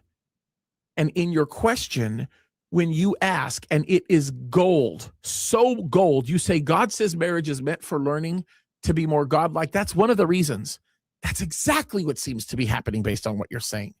And I can tell you that I am the man that I am because of my bride. And my bride can say that she is the woman that she is because of me. And that's a thing that I absolutely love about what God does through marriage. And by the way, wait, so you're not the man you are and the husband you are because of God? only because of your wife, and she's not the wife she is and the mother she is because of God, just because of you. That's a little egocentric. I mean, that's a little narcissistic. God didn't do anything. He wasn't part of that process at all. Hey, you guys, we got 579 people here. We have 347 likes. We could do better than that. I know we can. Can you just do me a favor and just hit the like before you forget? I really appreciate it. Thank you. Thank you very much. Let's continue. It's almost over. Wait, can I just say this? Oh, no, I'll make not. this comment. No, it's not. And look, there's like, I'm not in it for anything other than just an interest to do the right thing. Yeah. When the Lord chose to bring his servant home on that terrible day in September. This guy, I'm not laughing at what happened to Charlie. I'm laughing at this guy that this whole time he's in that space that he's in. And then all of a sudden now he is about to cry, but isn't going to cry. Let me get it right to where I need it. All right. Chose to bring his servant home on that terrible day in September. Man, it was hard. Look, a lot of us had a super, super hard time with it. There's no tears. There was some why lords. There was a lot of that stuff that happened. But then, did you guys see any tears? I don't see any tears. Him and Erika suffer from the same condition. It's called dry eyes. It's where they cry, but they don't produce any actual tears. I mean, it must be like something that they pass to one another through, I don't know, being evil, maybe. But he totally just did the whole, like, got his voice all like cracking and like, did his whole like theatrical, like on the finger on the face. And then I got to take my glasses off for dramatic effect. I got to rub my eyes before anyone can tell that there's no actual tear production. Him and Erika do it the best. Pretend to cry when there are no tears. Natural question that everybody began to ask was, how's everything going to go? No, we were wondering, did Erika have something to do with it? That's the natural question that we were asking. It was like, what's up with the wife? There's something going on there. It's just not adding up. How's, Turning Point going to go? What's going to happen? He's gone. He was the center of it and so on and so forth. And I knew it. I didn't have to say anything. Matter of fact, my wife asked me that question. James, honey, how's it going to work out? I mean, there's so much to take on. I said, you wait and see. You wait and see. Because of the wonderful marriage that Charlie and Erika had together and still have in many ways. I mean, he's with the Lord, right? This is the biggest pile of malarkey I've ever heard in my life. Okay. And I'll just say it like this. If something were ever to happen to me, my wife can't go be a behavioral analyst. Okay. We have a great marriage. It doesn't mean she's going to be able to go and do my job. If something happens to me, my wife's not coming in here, going to carry on the BLB, show. It's not going to happen. That doesn't mean I don't have a phenomenal marriage with my wife. Okay. Because we do. It just doesn't work like that. Your marriage is your marriage. It's not your husband's profession.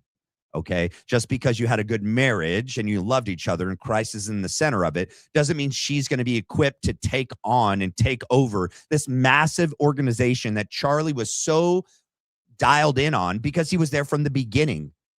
When you walk into something massive for the first time, it is a lot. It's a lot to the eyes and ears and the senses. But when Charlie started and it was small, it for him wasn't difficult because it grew incrementally for him. He was able to add on to it little at a time. It grew as he grew, and he and the organization grew together. Okay. Erika came in late in the game. She wasn't running the company or organization at any time. She came in, was his girlfriend, fiance, wife, mother of his kids. By her own admission on Glenn Beck, she wasn't going into the office with him. She was being unknowingly prepared by Charlie in his journals that he wrote for himself. Okay. So she walks into this massive organization, extremely complex, right? Like 5 different entities, and it's grown even more so since then. And she supposedly just hit the ground running. And she just knew everything. No. I call BS. Oh, but they had a great marriage. That's why.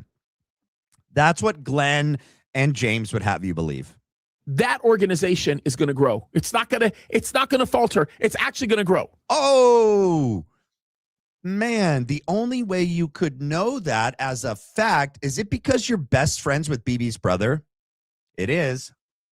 He is. He's like this with Victor Marx and BB's brother. I wonder if he knew. He's the one that read Charlie's letter on his show before a lot of us even knew about it. Okay. This guy is close with the Netanyahu family. He's actually very close with the IDF and the Mossad as well. He said it himself. He gets intel from the Middle East. He's not getting it from Iran. He's not getting it from Hamas. Where's he getting it? He knows generals, high up officers in the IDF. They're in his church. They visit his church. Charlie introduced him to a general or a major in the IDF one day. It's on a show. It's on when Charlie and him were speaking to his church, I think in 2023. And James is like, I got to introduce you to this guy. He's a general or a major in the IDF. Okay. There's the only way he could know and say this in January or February that the organization is going to grow it. Well, I mean, it was already growing because like the money that Charlie turned down, the money that the donors pulled out because Charlie refused to not have Tucker on the Amfest, the moment Charlie was murdered, all of it came in. You know it did. It's going to be $1 billion company come December. It was 500 million a couple months ago. Okay. Where's that money coming from? Charlie was concerned in September when he wrote that email to the TPUSA staff. He wanted to do a Doe-style effort audit of the books. He wanted to know where the money was coming from and where the heck was it going. Okay. Now, James is saying that in the event, like after Charlie's assassination, he knew that the organization was going to grow because Erika's at the helm. Oh, Captain, my Captain, take me into the heart of the storm. I will go with you into battle. My fearless leader, the widow. Because there's a spiritual principle here. So whatever it is your hands are in the middle of, Anonymous, go through the difficult labor of marriage. Marriage is not easy. Okay? Here's the one thing I learned about people who attack other marriages. People who attack other marriages or second guess the motives in other marriages are people who don't have healthy marriages themselves. That's not true. That's not true at all. You said yourself, you're able to tell if a marriage is healthy within minutes from a mile away. Is that not you judging and second guessing people's marriages based on what you know a healthy marriage is and an unhealthy marriage is? You yourself said it.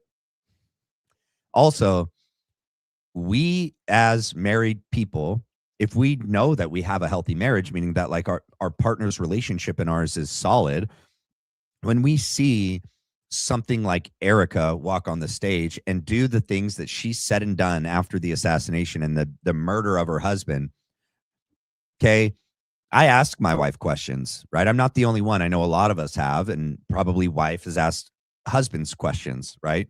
Is that normal? Do you think this is odd? What would you do if I was doing that? Like, yeah. And we're allowed to make judgments on people's actions and words.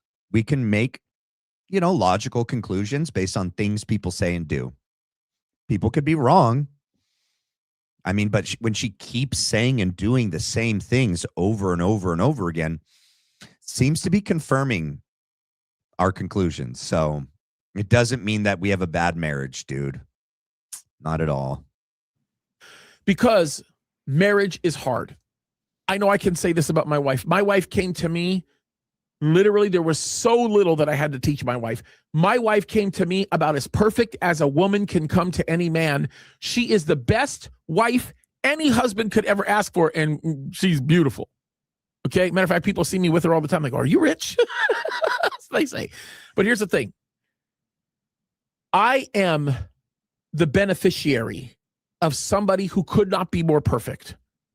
And still, I will say this, marriage is hard. Marriage is hard. Why? Because if it's done right, you have to deny yourself. And the denial of self feels like the denial of a whole bunch of other things. But the reward that comes is extraordinary. And I would not rather have any other way other than the way I have it with my bride. Hold on. I'm going to read this comment my wife sent to me. My father was a preacher. He never took a salary. He always had a job. We owned a small grocery store run by my mom. They gave away a lot of food. I couldn't have asked for better examples. Wow. Yeah, I think that is a authentic and good example of what pastors should be doing. Churches should not resemble organizations or companies, right? And they are for profit. They're just classified as not for profit, right? People are profiting from these churches. It just happens to be most of the people at the very top are the only ones profiting, Also, Crystal Smallin, one of our resident members, one of our investigators, sent me a photo of James Kaddis in Israel with the IDF. I don't even think I need to say anything. I think just putting it here says it all. That's, by the way, the reason why I ask you to continue to pray for Erika. Yeah. Because she's feeling completely at a loss. Why? Because her husband was everything. James, have you not been watching? Oh, he doesn't watch Candace Owens. So do you think he knows about that phone work call meeting Zoom where she's like, he had to have seen her when she was on the Charlie Kirk show just days after the assassination. And she's like, I'm so excited. It's weird to say excited, but I can't help myself. My husband was just murdered, but man, am I rich. Wow. And now I have the thing I wanted when I married Charlie, not Charlie, this organization. And I get to do what I want to do now. I'm the boss. I am so excited. I can't hide it. I'm elated. I'm Erika. Yeah. Likewise, in the meeting, she's like overjoyed, right? My husband's dead, not to be morbid, but on a higher note, we did like $275,000 in hat sales and merch, and we got a lot of people signed up to register to vote. It was the event of a century. It was so good. Charlie is so proud. He is in heaven with Jesus, dancing. He wants you to work harder. Charlie's working with God in heaven on behalf of TPUSA. So should you. Yeah. Okay. This is so hard on Erika. Give me a break. Right? And I think that's the way it should be with any widows. This is a huge, huge loss. Marriage is important. Invest in it, do the hard work, and God will bless you. Thank you for that. Sorry, Pastor I know that James. wasn't earful. I know it wasn't earful, but I think it was important.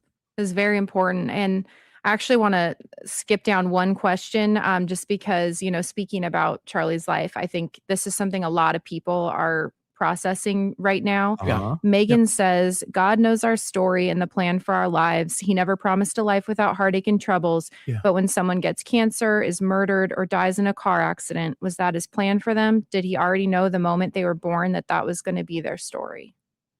Well, God would have known the moment they were born that was going to be their story. God would have actually known it before they were born, before they were a thought in their mother and father's minds. God would have known it before he created the universe.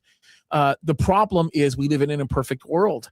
And the Bible says through one man, sin entered the world. That means when Adam chose to disobey God, then sin was introduced, sin and death. Wow. And so all of these things. That's weird. He had a physical reaction when he talked about the moment sin entered the world.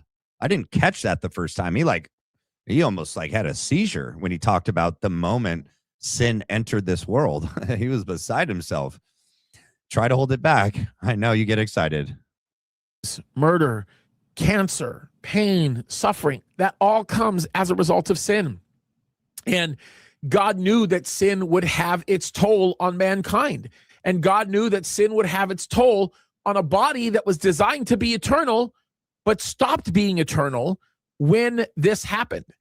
But yet God still, in his love for us, found a solution by sacrificing his son, which, by the way, I would not sacrifice my son for anybody, under any circumstance, for any reason.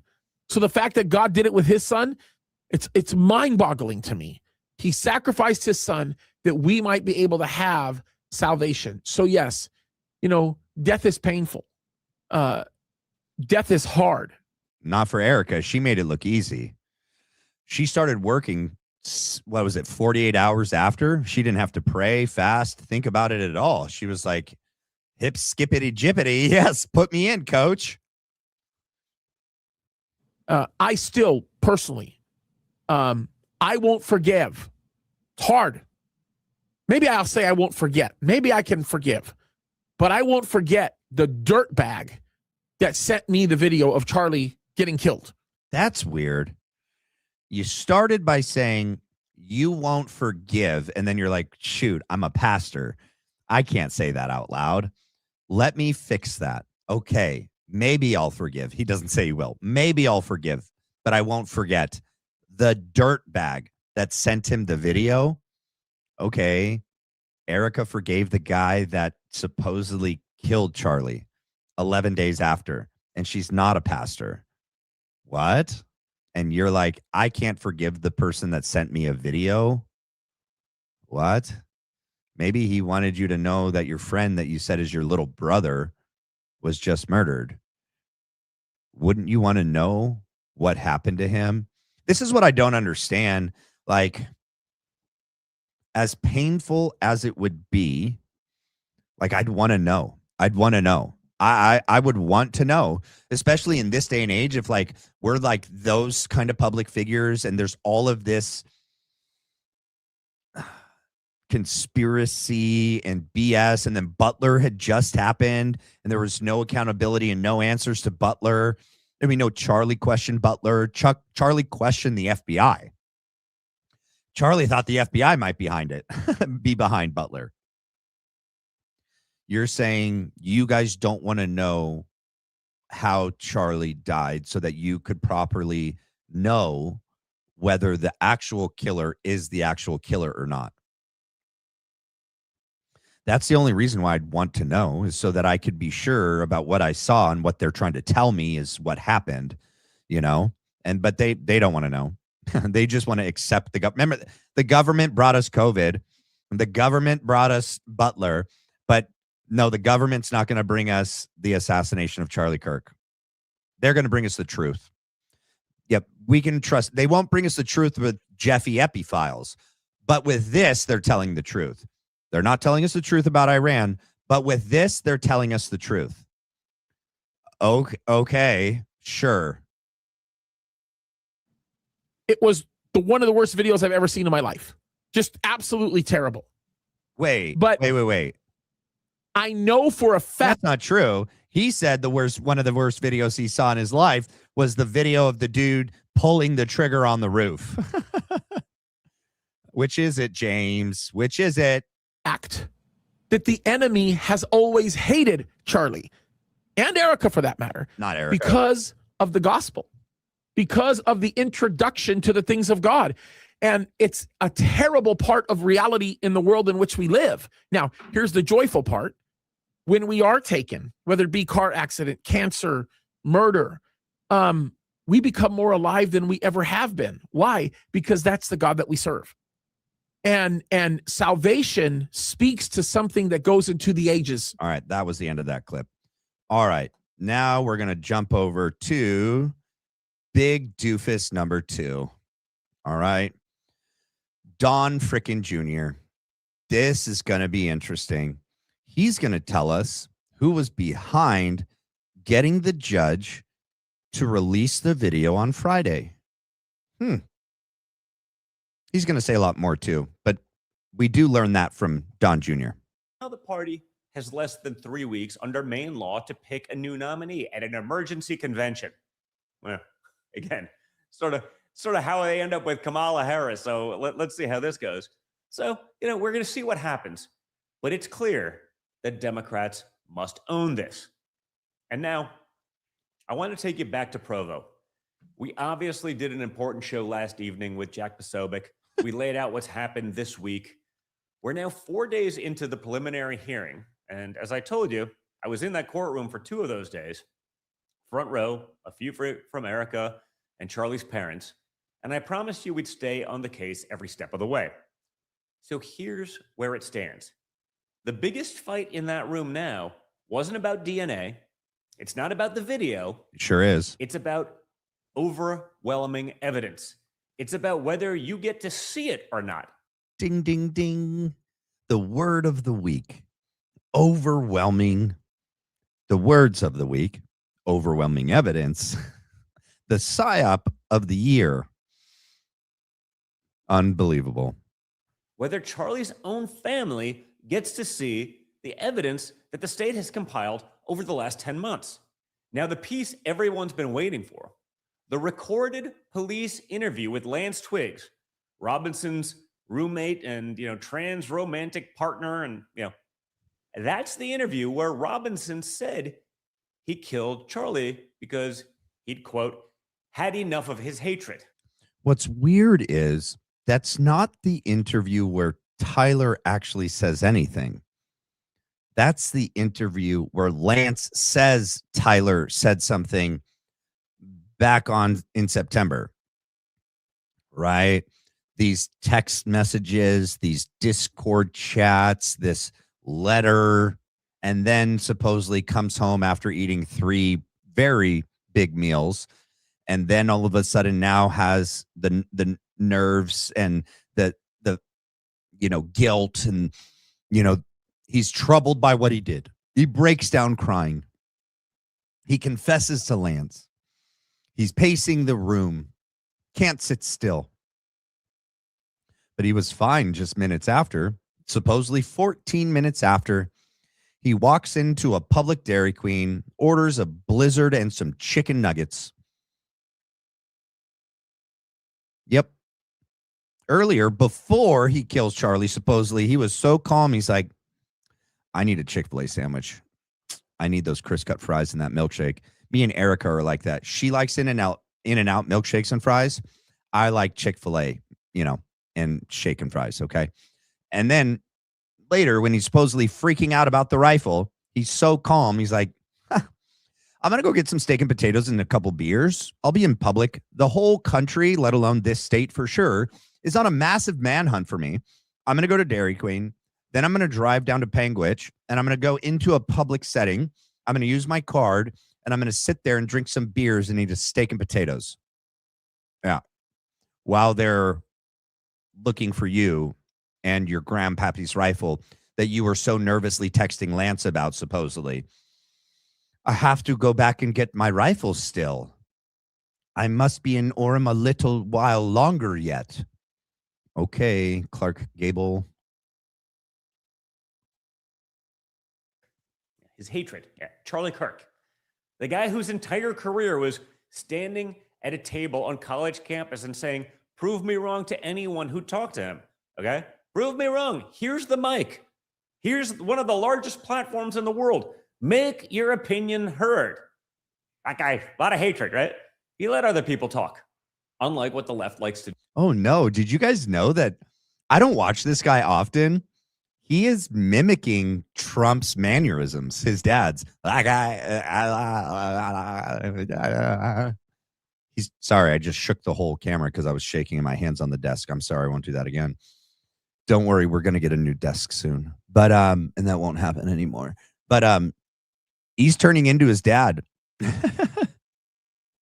Or he's always been, and I just never noticed because I don't watch this guy. To do to us. And what did the defense do with that tape? They fought for 2 days to keep it away from you. Because it was so last night, coerced. The judge let it in, but he ordered redactions on Wednesday and then more redactions this morning. So the most important interview in the biggest political assassination case in recent American history comes to you pre-edited by the court.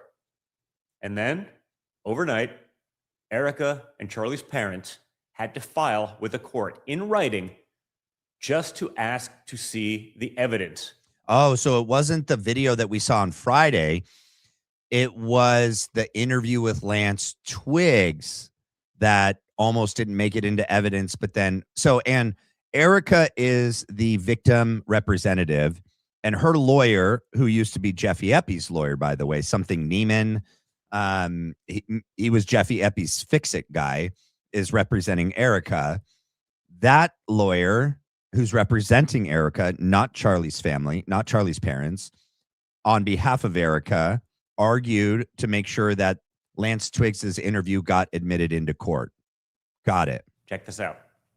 This is all related to the 1102 statements, and that's where Lance Twiggs, the romantic interest roommate of Tyler Robinson, basically was interviewed by an SBI agent, a State Bureau of Investigation for Utah agent. And during that interview, the defense contends that he was being led on, meaning that the SBI agent was essentially reading those Discord chat messages and those text messages to him, and he was just agreeing.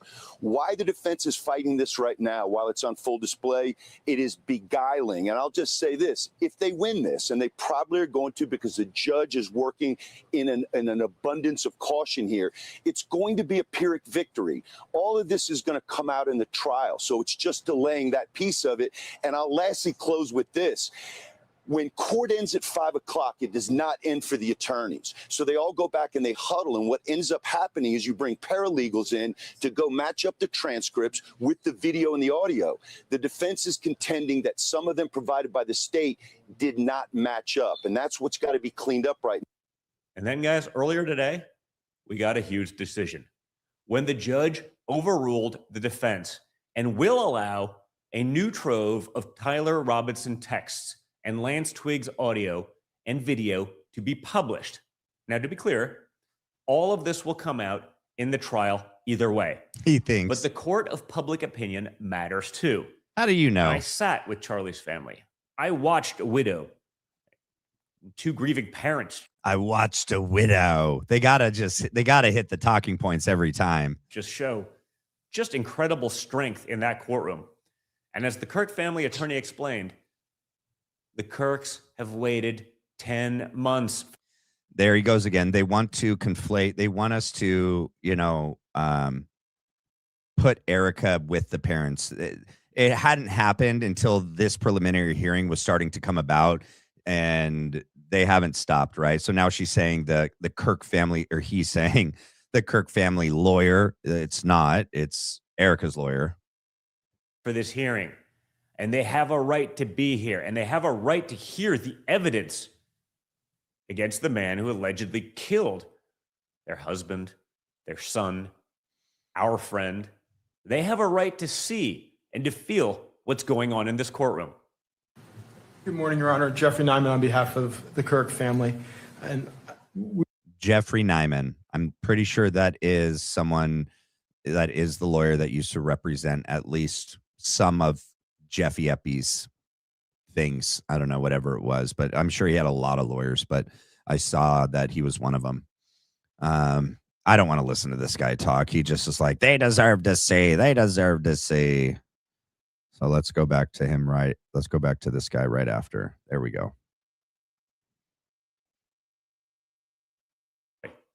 We got the evidence the public deserved to see. The video recordings of the Lance Twiggs text messages and confession from Robinson straight from Twiggs's phone.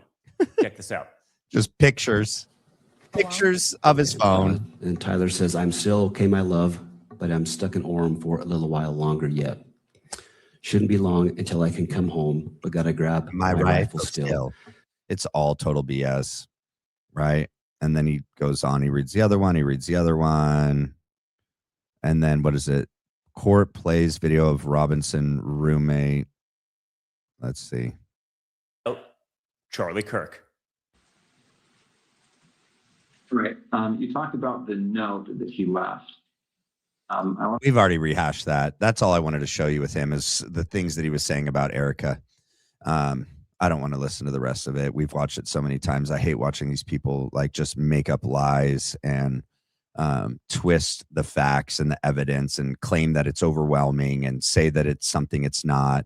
All right, here we're going to watch Graham, grown man, baby boy, child thing, and his retarded person and y'all need Jesus hat attack Kaddis. Ready, set, go. So, breaking revelations have happened in the Tyler Robinson case. And despite Candace Owens' claims that she has another dream and all of this, this has to do with actual practical things that most people never talk about. And that is what happens when a person. Can someone send me a photo of the Rugrat twins? And I can pull it up and we could go side by side. I can't unsee that. Once that image popped into my head when I was looking at this total goober, I can't unsee it. Every time I see him and his little on his head, I see those two twins. And I forget their names. What were their names of the Rugrat twins? Let's see. Graham, your hair looked like she.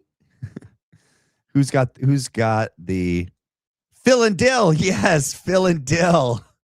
Somebody send me a photo of Phil and Dill. I want to pull it up. I'll keep hitting play. We'll watch it till someone email it to me, please. Phil and Dill from Rugrats. Person can't afford their own defense. Well, it says it in their Miranda rights. Cannot afford an attorney, one will be appointed to you. But the same goes with the state. And so this is a breaking report of how much money this is going to cost the Utah taxpayers just to try this case. Here we go. This is New York Post. Just play it. Just play it. Let's go. I stalled long enough.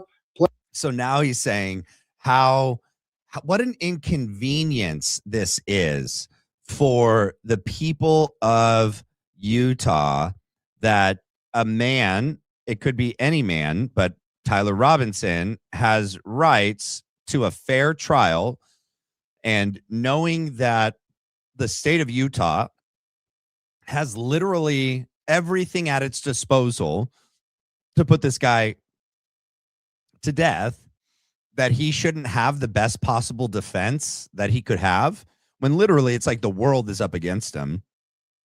And now and here's the other thing.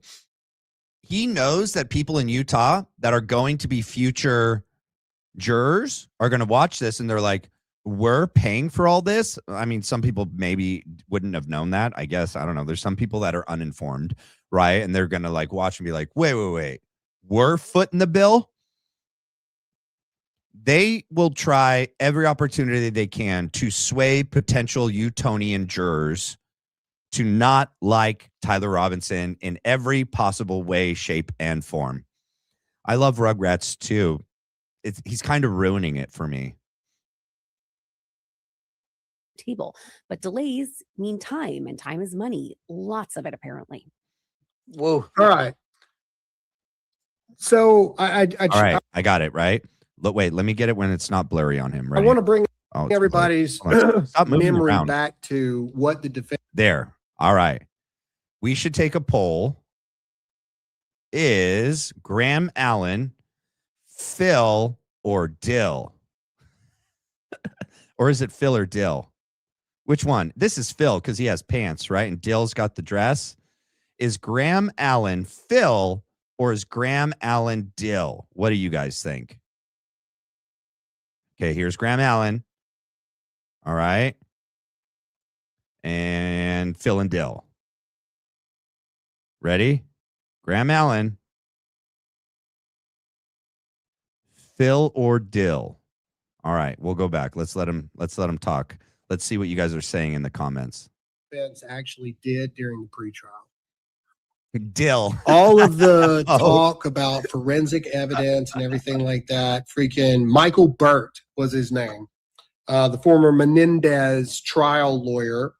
Boss it was baby. all about reading, PSAT dialogues, Department of Justice, legal wordings that they're allowed to use versus not allowed to use. Shave it off. There was no like pushing back against the evidence. It was more like, so did you do this in your report? Okay, so you did follow this. Did you do this? Blah, blah, blah. It was just so trivial and it was so time consuming. It was so this. It's because they get paid by the hour. Oh, okay. $295 per hour to be exact. It's because they get paid by the hour. And it's because they essentially have a blank check written to them by the state of Utah. And this is a balancing act for both the state and the defense. So, the other thing to watch here is going to be after September 1st, when they have the oral arguments of whether or not probable cause has been established, which again, if I may be blunt, Judge Graff is a newer judge. The fact that he has pushed this till September 1st. Oh, man, that wasn't even the part that I wanted to have up. Where's the part where he just attacks Kaddis? Hold on. I have a short on it that we don't have to listen to his whole, rigmarole about the judge. Here we go. Hold on. Is that it was never Charlie. That this whole thing actually is because of her. It was never about Charlie. It was never about any of it. That the whole thing is about her. You guys, dude. So they know exactly what they're doing, right? He's referencing whatever show somebody sent him or whatever clip somebody cut out of context when she's saying that Andrew Colvett told her right in the days after the assassination that it was supposed to be her. That's not her making it about her. That's Andrew saying it was supposed to be her. And then he goes on to say that Tucker and her are on some list. That's not Kaddis making it about herself. That's Andrew. He knows that. He's such a tool. Ever seen that meme? It's a person looking in a mirror and it's like, you get in there and you make this about you. That's what you're doing. Just play the clip because it's almost beyond parody at this point, and we're just going to play it and we're going to let it speak for itself, and then we're going to move on. Hold on. Somebody did this real quick. Hold on. This is great.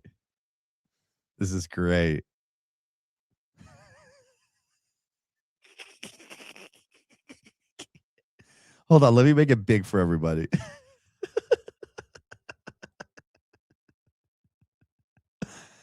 I don't know. Did my wife make that or did someone send that to my wife? I think my wife made that. I think she threw that up in chat GPT and said, put these together. That was dope. You did good, babe. That was good. You're getting quick at this. This is a family affair here. We're working together. Just there you go. Play it. I know what my gut has told me about the situation from the moment that it took place. I know what beyond my gut and beyond my dreams, the statement from Andrew Colvett, it was supposed to be you, was it? So that was Andrew Colvett. He plays it. How is that Kaddis making it about herself? Andrew said that to her, you freaking idiot. Was it? Is it fair to ask if it's plausible that when Charlie was taken to the Hamptons, the phone call no one wants to address from Bibi Netanyahu, is it fair to ask the question if it was literally supposed to be me who was supposed to be back on tour with Charlie? Did he say no to killing Candace Owens?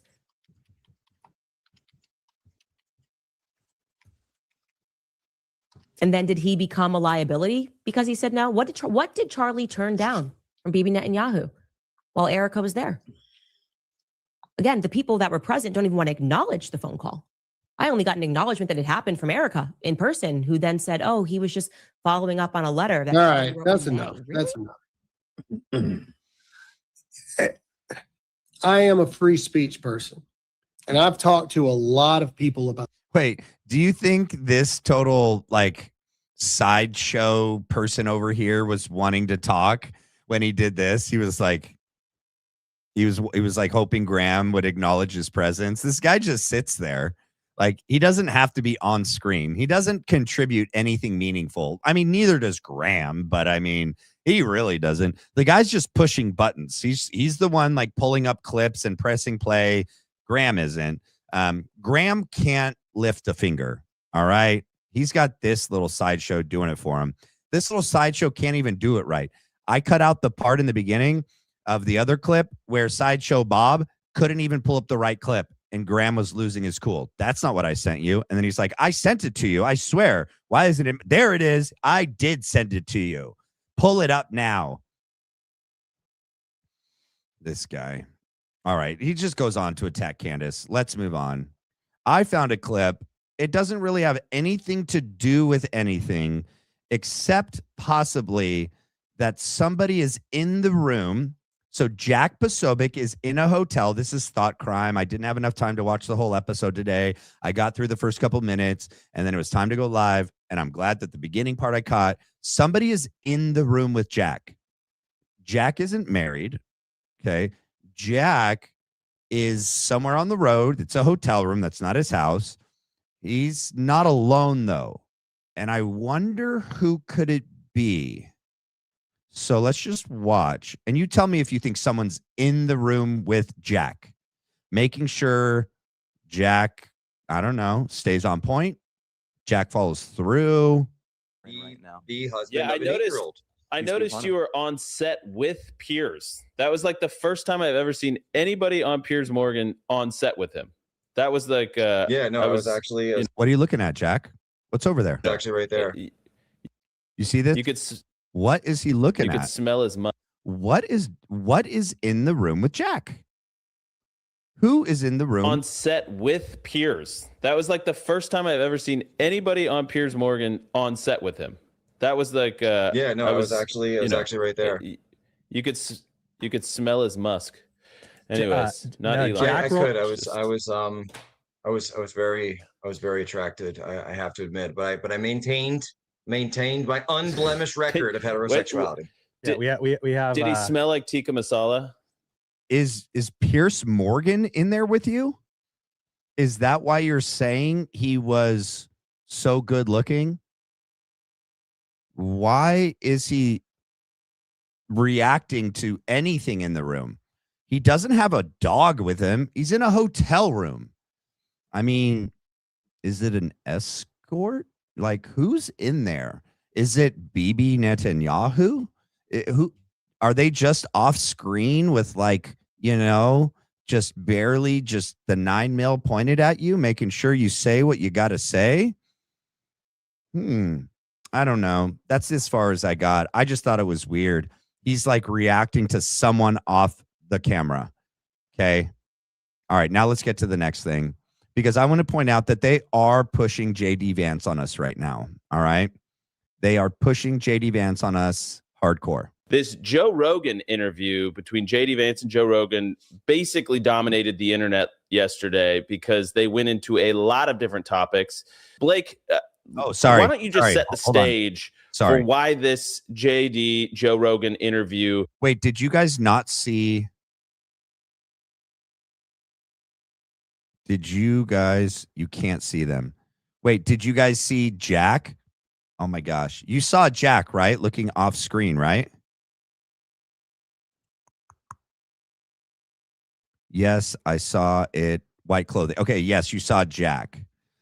The first time you saw Jack, not the second time. Okay, my bad. Sorry. It was just this clip when I started playing. You couldn't see this. All right, cool. All right, my bad. I'm sorry.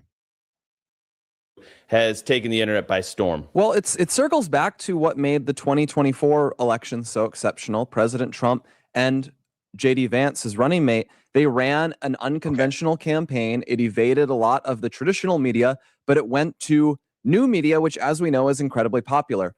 Far more people watch and listen to Joe Rogan than watch and listen to CNN on a given night. And he has a tremendous ability to especially read. Wait, you guys said you saw an arm? Hold on. Let me pull that back up. You guys saw an arm? I want to see the arm.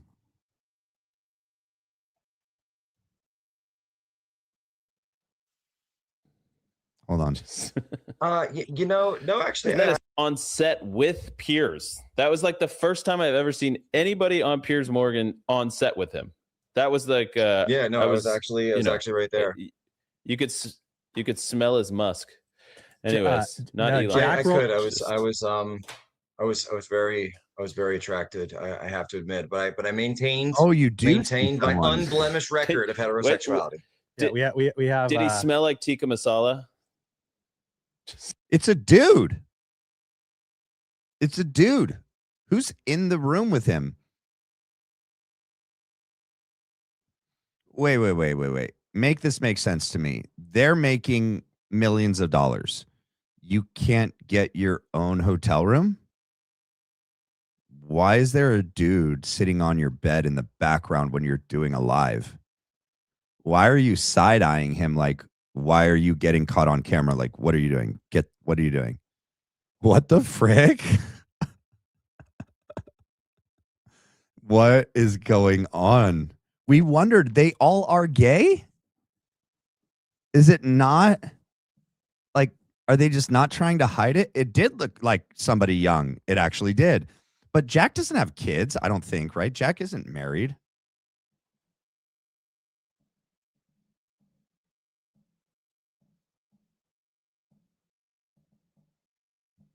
Oh, Jack is married. He has been married to political commentator and author Tanya Tay Posobiec, formerly since 2017.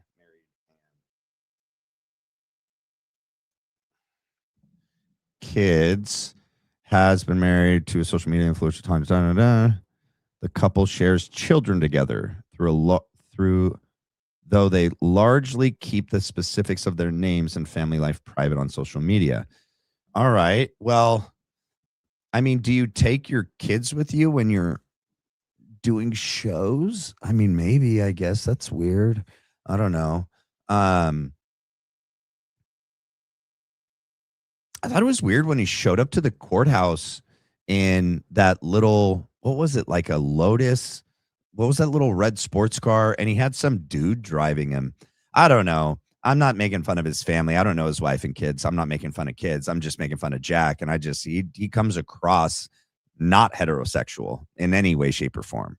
So, all right, let's move on. Each younger Americans, young men, that swing demographic that Charlie worked so hard to reach, and that the campaign had so much success reaching. But as we know, what swung our way in 2024 has started to swing back the other way. We have people who are upset about Epstein files. We have people who are upset about Iran. We have the general tendency of young people to quickly get disillusioned with things and swing back and forth. Say Israel. Say people are upset about Israel. Come on. Charlie did. Say people care about Israel minding their own business and getting out of our country. Just say Israel one time. Just say it once. And so there's been a lot of attention that Joe Rogan has said stuff critical of the administration. He said stuff critical of the right generally. But we've also praised Vice President Vance. He goes into the arena. He goes where it's tough. He was on The View, and now he's back on Joe Rogan. And he didn't really hold anything back. He talked about every topic you can imagine, and some of them are getting a lot of chatter, which is what we're going to hit just now.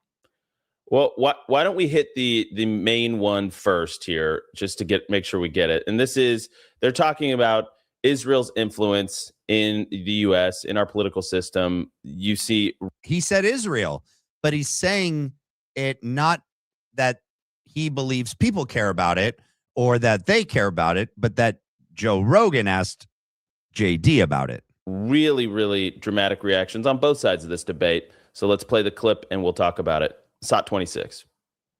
But I definitely think you have seen this very discreet, extremely well-funded campaign to try to derail the negotiation and try to derail the deal.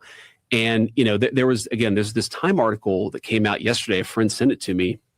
It's like worth reading because it lists a bunch of people who have quite literally been paid by a former Trump campaign person who was himself paid by certain elements within the Israeli government. And those people are attacking me viciously for quite literally trying to accomplish the negotiation objective that the president set for the country. Again, when I open up the pages of Time magazine and I see that there's a literal foreign influence campaign being funded to tank the very deal that I was pursuing, you know, my response to that is, well, go to hell. I'm going to do what I have to do for the American people. That's weird. They cut it off before it got good. That's what we're going to go to. Huh. What does JD say? I got it right where he's about to say something funny. Ready? This is how JD feels about all of you. Ready? It is, well, go to hell. That's what JD feels about the American people. Okay? Go to hell.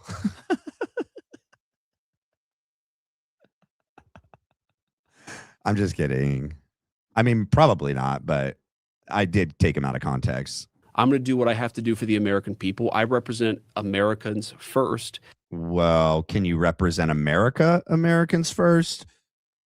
And that's the way that I've tried to do this job. Really? And Joe, the crazy thing is, I'm like, people don't realize this. Oh. I'm actually in this, there's this massive pro-Israel, anti-Israel debate in the United States of America. Yeah.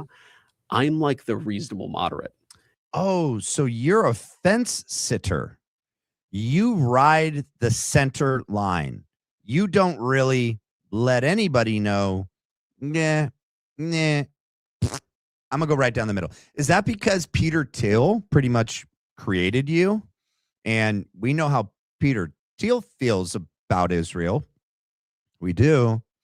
So, I mean, you saying you're a moderate is like you saying, I just want everyone to like me. I want a little bit from this side, a little bit from that side. I just want power. The best way to get power is to be moderate, not to be extreme.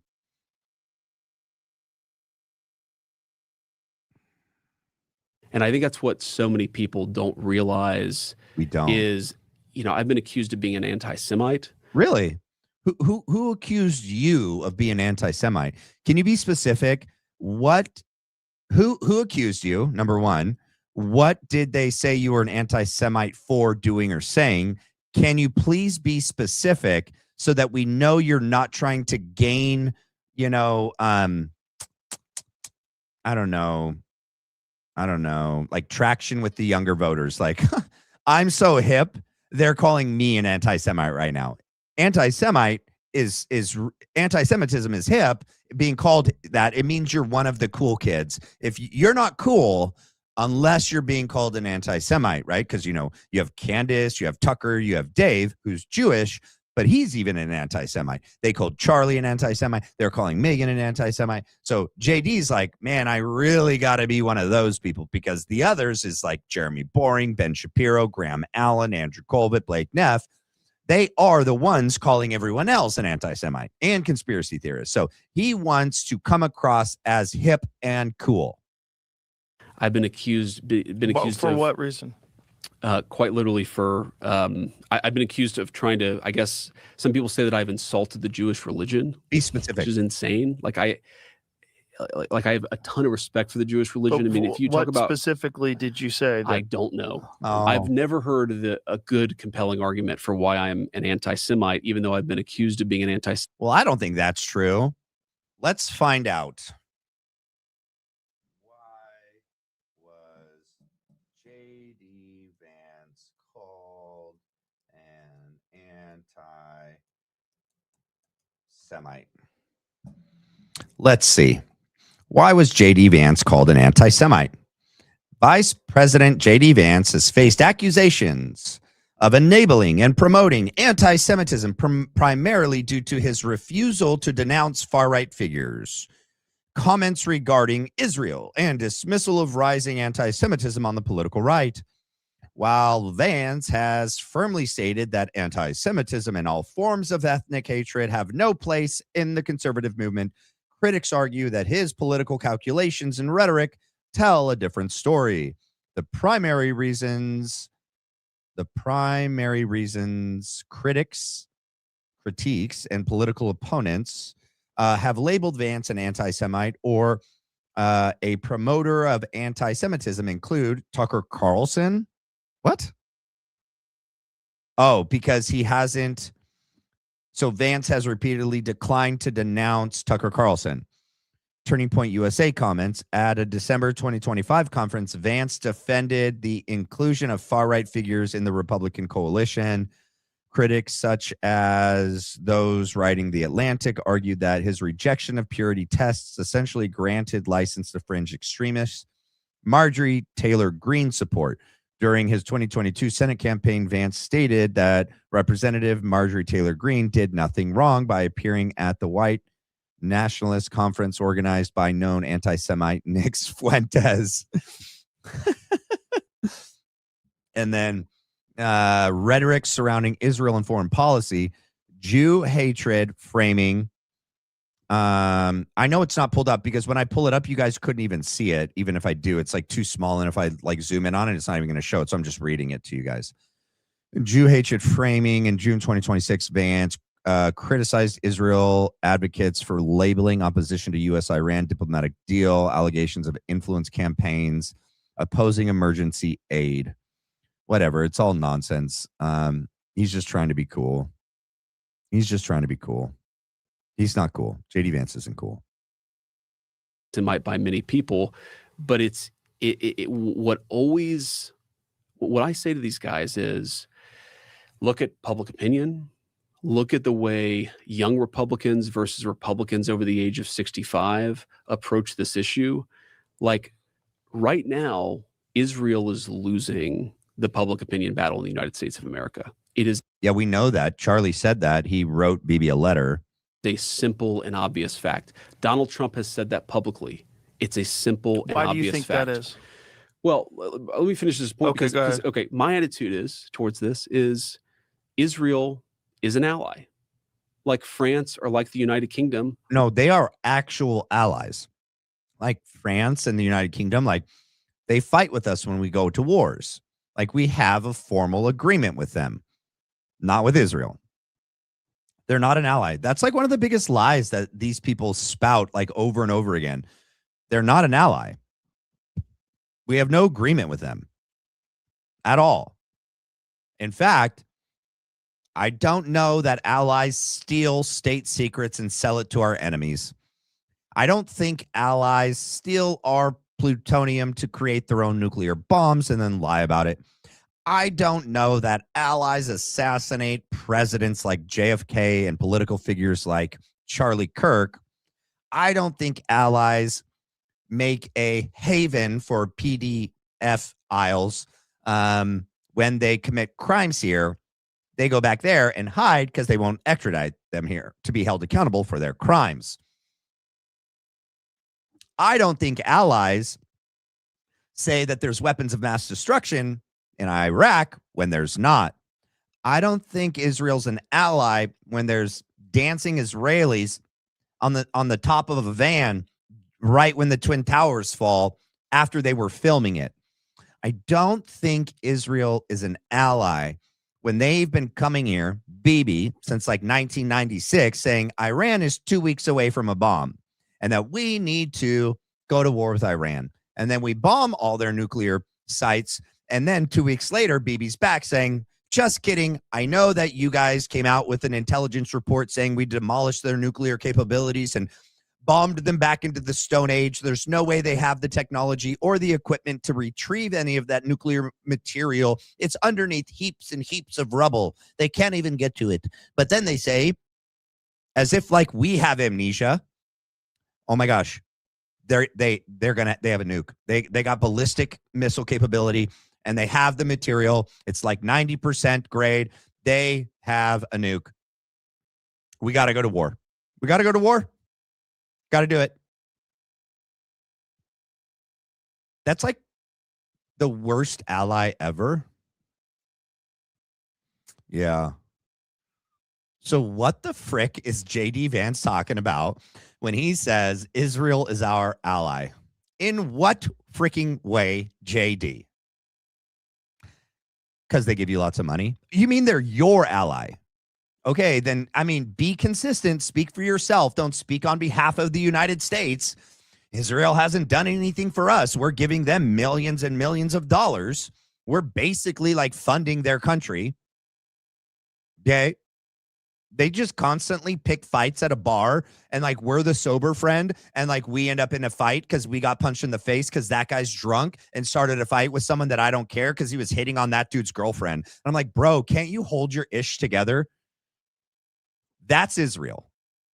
Like, maybe don't go out in public with that friend anymore. Maybe stop being friends with him. Maybe when that friend says like, hey, do you want to go out tonight? You're like, no.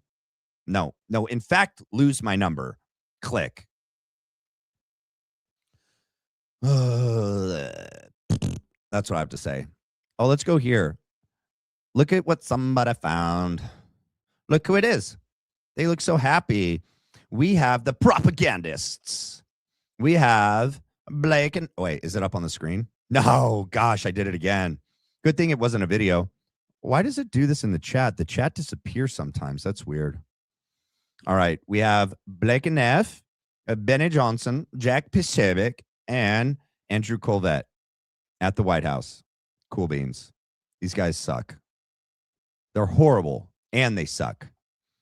All right. Let me make sure it's up. All right, it's up. Sorry, I messed up twice tonight. Oh, I do want to give you guys some good news while we have 615 people here. Two things real quick. Please do me a favor. Smash that like and subscribe. It's the best way to help support this channel. Also, when the video is done, hop over to the video and write a comment for me, pretty please. It helps the algorithm. And you can also hit the hype points. It's free. That's the best way to support. All right. Sorry. Good news. Okay. We just upgraded the internet. So we shouldn't have any issues with internet stuff anymore, with internet browser, blah, blah, blah, blah, blah. And my brother-in-law is coming out, and we are going to be making some really cool changes to the studio that you will see in a few weeks, and some upgrades and some improvements. And so you guys will want to stay tuned for that. So that will be exciting.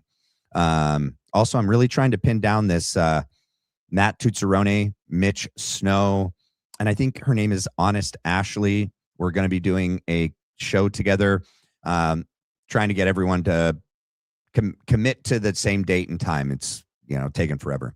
Tomorrow, we're going to be breaking down James Kaddis and Erika Kirk on Bible in 365 at 7 p.m. PST. Mark your calendars. Save the date and the time. You won't want to miss. Fridays are always a good night with us, too. We usually have a big crowd. All right. Now, before we leave, well, we're not even close to leaving because we still have the Charlie Kirk clips at the end that we always watch, because we always have to end with keeping it focused on Charlie, because that's what matters most. Now, we're going to listen to Jack Posobiec and Megyn Kelly for a second. All right, Jack Posobiec, we are back live on Human Events Daily. We were very honored to have Megyn Kelly joining us. Jack. Hold on. I think this is just like the days after.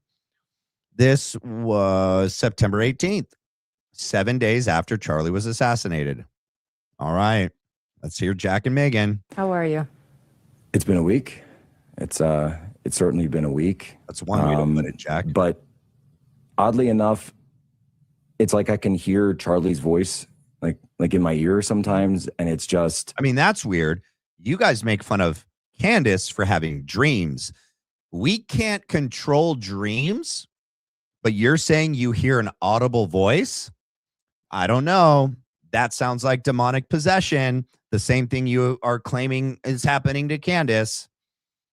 I don't think Charlie's talking to you, bro. If anything, you know what? It's like the ghost of Christmas past. I bet he's like, you scumbag, you freaking evil scumbag. And I'm going to haunt you for every day that you're out here lying and making money off of my name and twisting everything that I died for, everything that I stood for, that I was killed for. And you all know it because you were all there. You were witness to it. I spoke to you about it. And you guys are hushing about it. That's what I'd be. I'd be like, I'm getting you guys every night. I'm getting you. Keep going. Keep going. Oh yeah, sure. Don't stop. Yeah. Don't worry about me. Yes. I'm where God wants me. I'm doing other stuff. I'm on another. Wherever Charlie is, he's working. We know that. Yeah. Wait, this is weird. Okay, so Charlie's telling you, keep going, don't stop, don't worry about me. I'm good. You keep doing you. And then he goes, wherever Charlie is. Jack, are you not a Christian, bro? Like, we have assurance. Like, we have guaranteed admission into heaven when we accept Christ into our heart as our Lord and Savior. It's not like, where's Charlie? It's not like, where's Waldo, Jack? Like, we know where Charlie is. He's in heaven, bro. You don't know that wherever Charlie is working? Okay. I mean, no, Charlie's in heaven and he's not working for you. He's not working. He's in heaven. What are you talking about? These guys they just all come out lying right away. No, I know what you mean. Just doing the show today, we talked so much about Charlie, and then we wrestled before I got here about, do we do any other news? Do we do like regular news?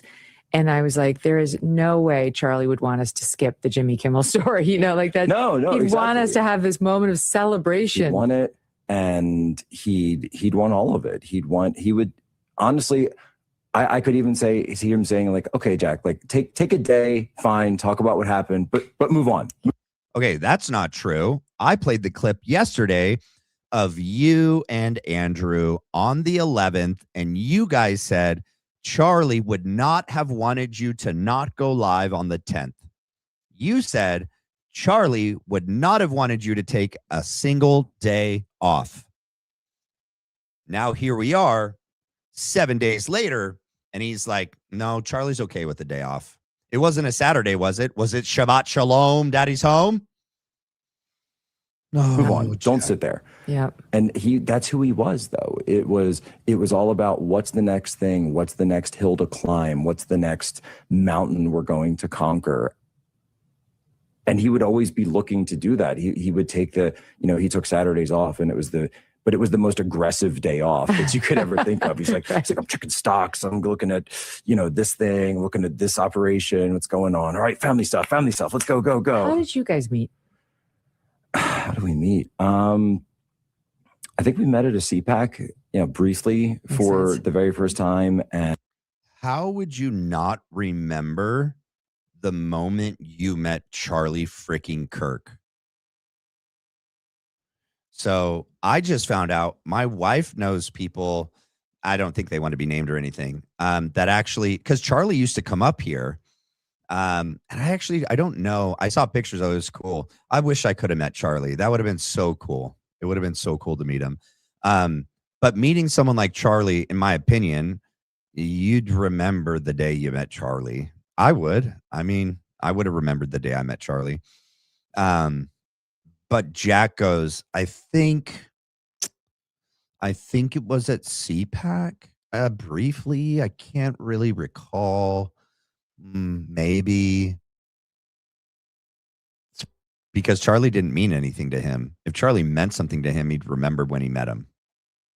And we just had a mutual contact, and said, hey, Jack, Charlie, Jack, and it's like, hey, appreciate your stuff, and then you just sort of move on. And then I doubt Charlie said, I appreciate your stuff on pizza, that pizza thing that you just lied on Piers Morgan about, and everyone totally held you accountable that you totally lied about it. And you did some other really sketchy, not honest, good things. I doubt Charlie was like, I've seen you. I like your stuff. I doubt it. I was at some other event, you know, in like 16 or 17. And I remember I picked him up at the airport. Funny enough, it was an Ed Martin event. Oh, wow. And when he was running the Eagle Forum for Phyllis Schlafly, and he just needed a runner to go to the airport and said, hey, can you go pick up Charlie Kirk? And it's like, oh, yeah, I met Charlie, you know, a while back. You know, I'll go meet him. And then, you know, you just sort of. So look who we have here, you guys. We got security guard. We got assistant. We have other assistant, Philip, whatever, Phillips guy. We have Blake Neff back here. I don't know who's in the 47. That might be Frank Turek, actually. He had a 47 hat on that he put on at the event. We have Philip Goldsberry, and then we have Terrell Farnsworth. Yep. Surrounded by evildoers. You're on the circuit, and then you keep bumping into each other, and then eventually you just sort of realize that you're rowing in the same direction. Oh yeah, that's what it is.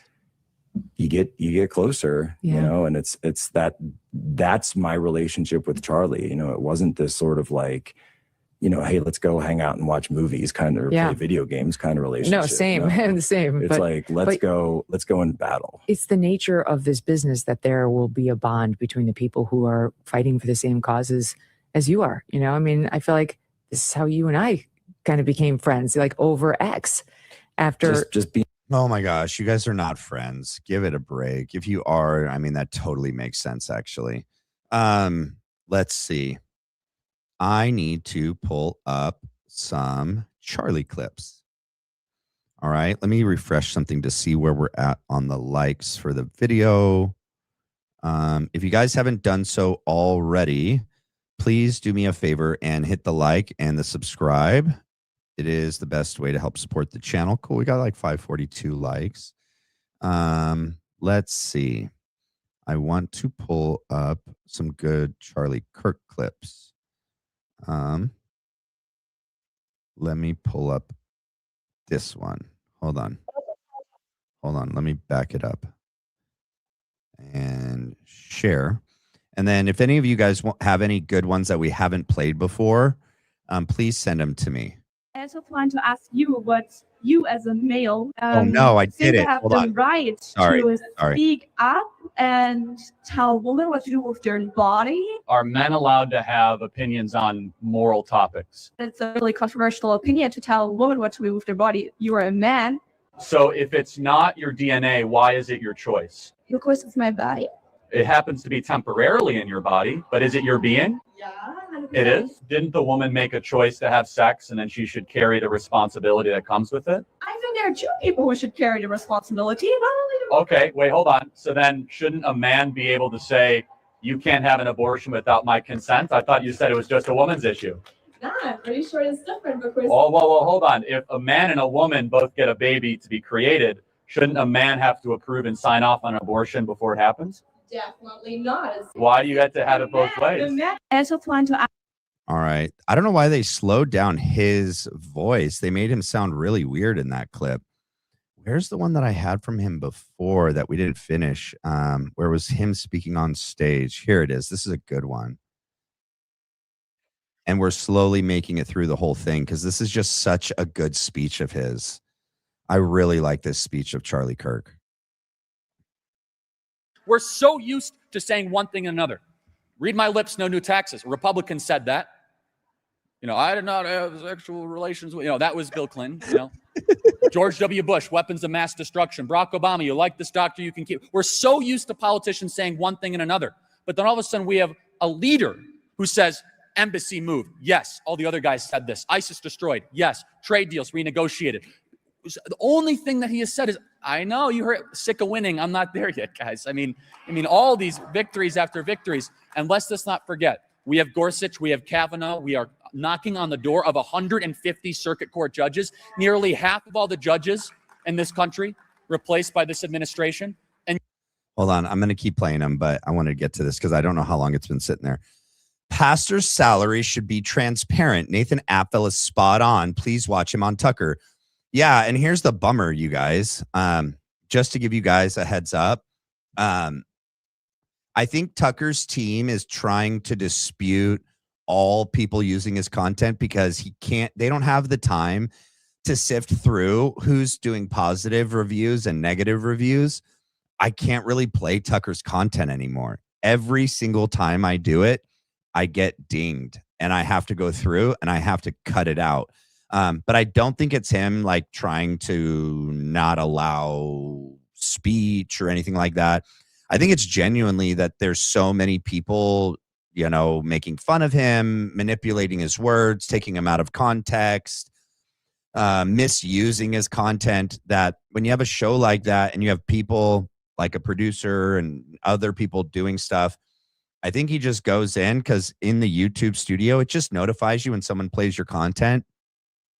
And I bet he gets like lots of notifications. There's no way he's going to have time, or his whoever does this is going to have time to go through and watch each one to determine, like, is this person giving an honest, good, positive critique, or is in agreement, or are they, you know, misusing my content? And I think that's why it's being disputed. But yeah, if you haven't watched Tucker Carlson with Nathan Apfel, you should definitely put that on your to-do list. It's a great, he's been on there twice, actually, so you should watch it twice. One was like over the summer, like back in September, October, so the end of the summer, fall, where it was mainly just about mega churches and how the nonprofit status and the tax code was basically written to be taken advantage of, and that the mega churches and mega pastors have completely misused it to become extremely wealthy. You know, like Joel Osteen and what's his name, Kenneth Copeland, and you know, even what's her name? She's the head spiritual advisor. Oh my gosh, why can't I think? Paula White, you know. And then he went back on recently and talked more about like Christianity, Zionism, and the church, and a little bit more on the nonprofit status. But yeah, it's a good watch. I recommend it. Yeah, the lady advisor is Paula White. Yeah. Yet we have to sit through an entire political apparatus that is trying to convince us that things are bad. When things are bad, you don't need to be told things are bad. In 2008, when a lot of you were going through hard times, and I know my family was going through hard times, did you need some demagoguing politician to tell you things were bad? No, you know things are bad. Thank you very much. You don't need a two-hour infomercial on why this is the crisis of democracy. I have to hear one more time an existential threat to this country. You know who's an existential threat to this country? The left is an existential threat to this country. Thank you very much. And so I only have a couple moments remaining. And so I'm bringing this fight to college campuses across the country. And I'm telling you right now. Just so you know, back when this was going on, so this is in 2019, you guys. So yes, this is before Biden and Harris get elected. And so the left was the big enemy at the time, right? We didn't have the understanding like we have today on Israel. And so it's not like this was Charlie's views in 2025. This was like all of our views on the right in 2019. Okay. So I know I see your favorite darkness, your comment.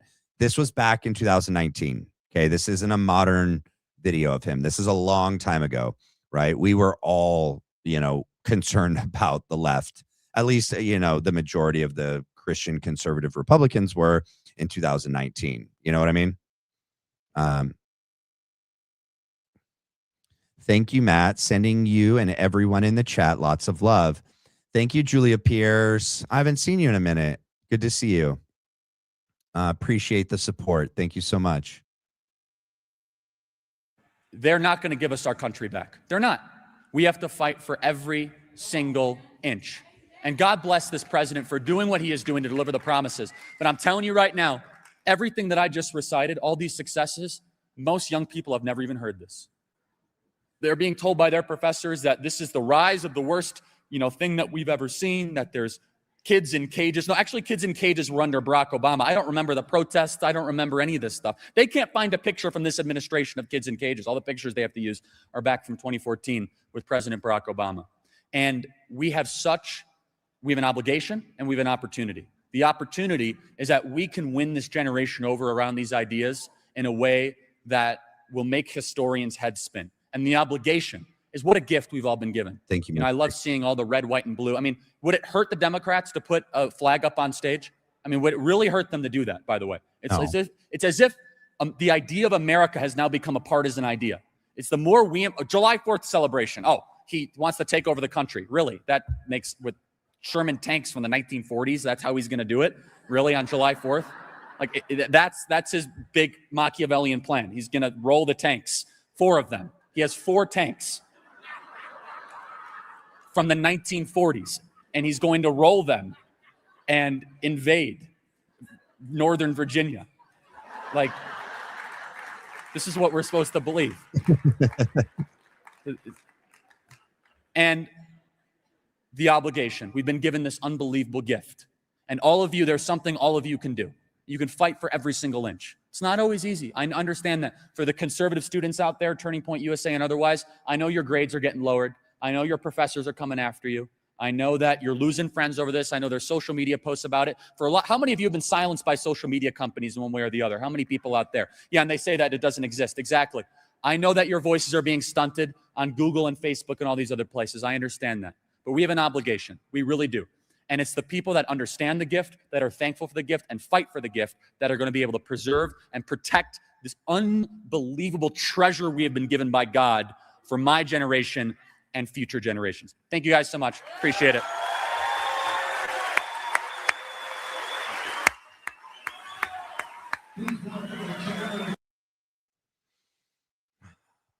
People that say that, like, he wasn't a good-looking dude and that he was not in the same league as Erika is stupid.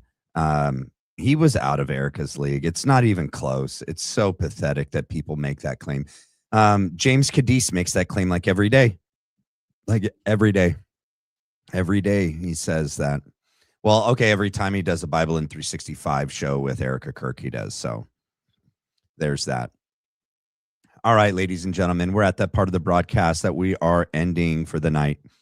Thank you guys so much for being here. I love you guys. God bless you guys. I will stay tuned. Tomorrow's going to be a great show, 7 p.m. Pacific Standard Time. We're going to be watching Erika Kirk and James Kaddis and anything else that I find tomorrow. All right. God bless you guys. Love you guys. Thank you. Bye.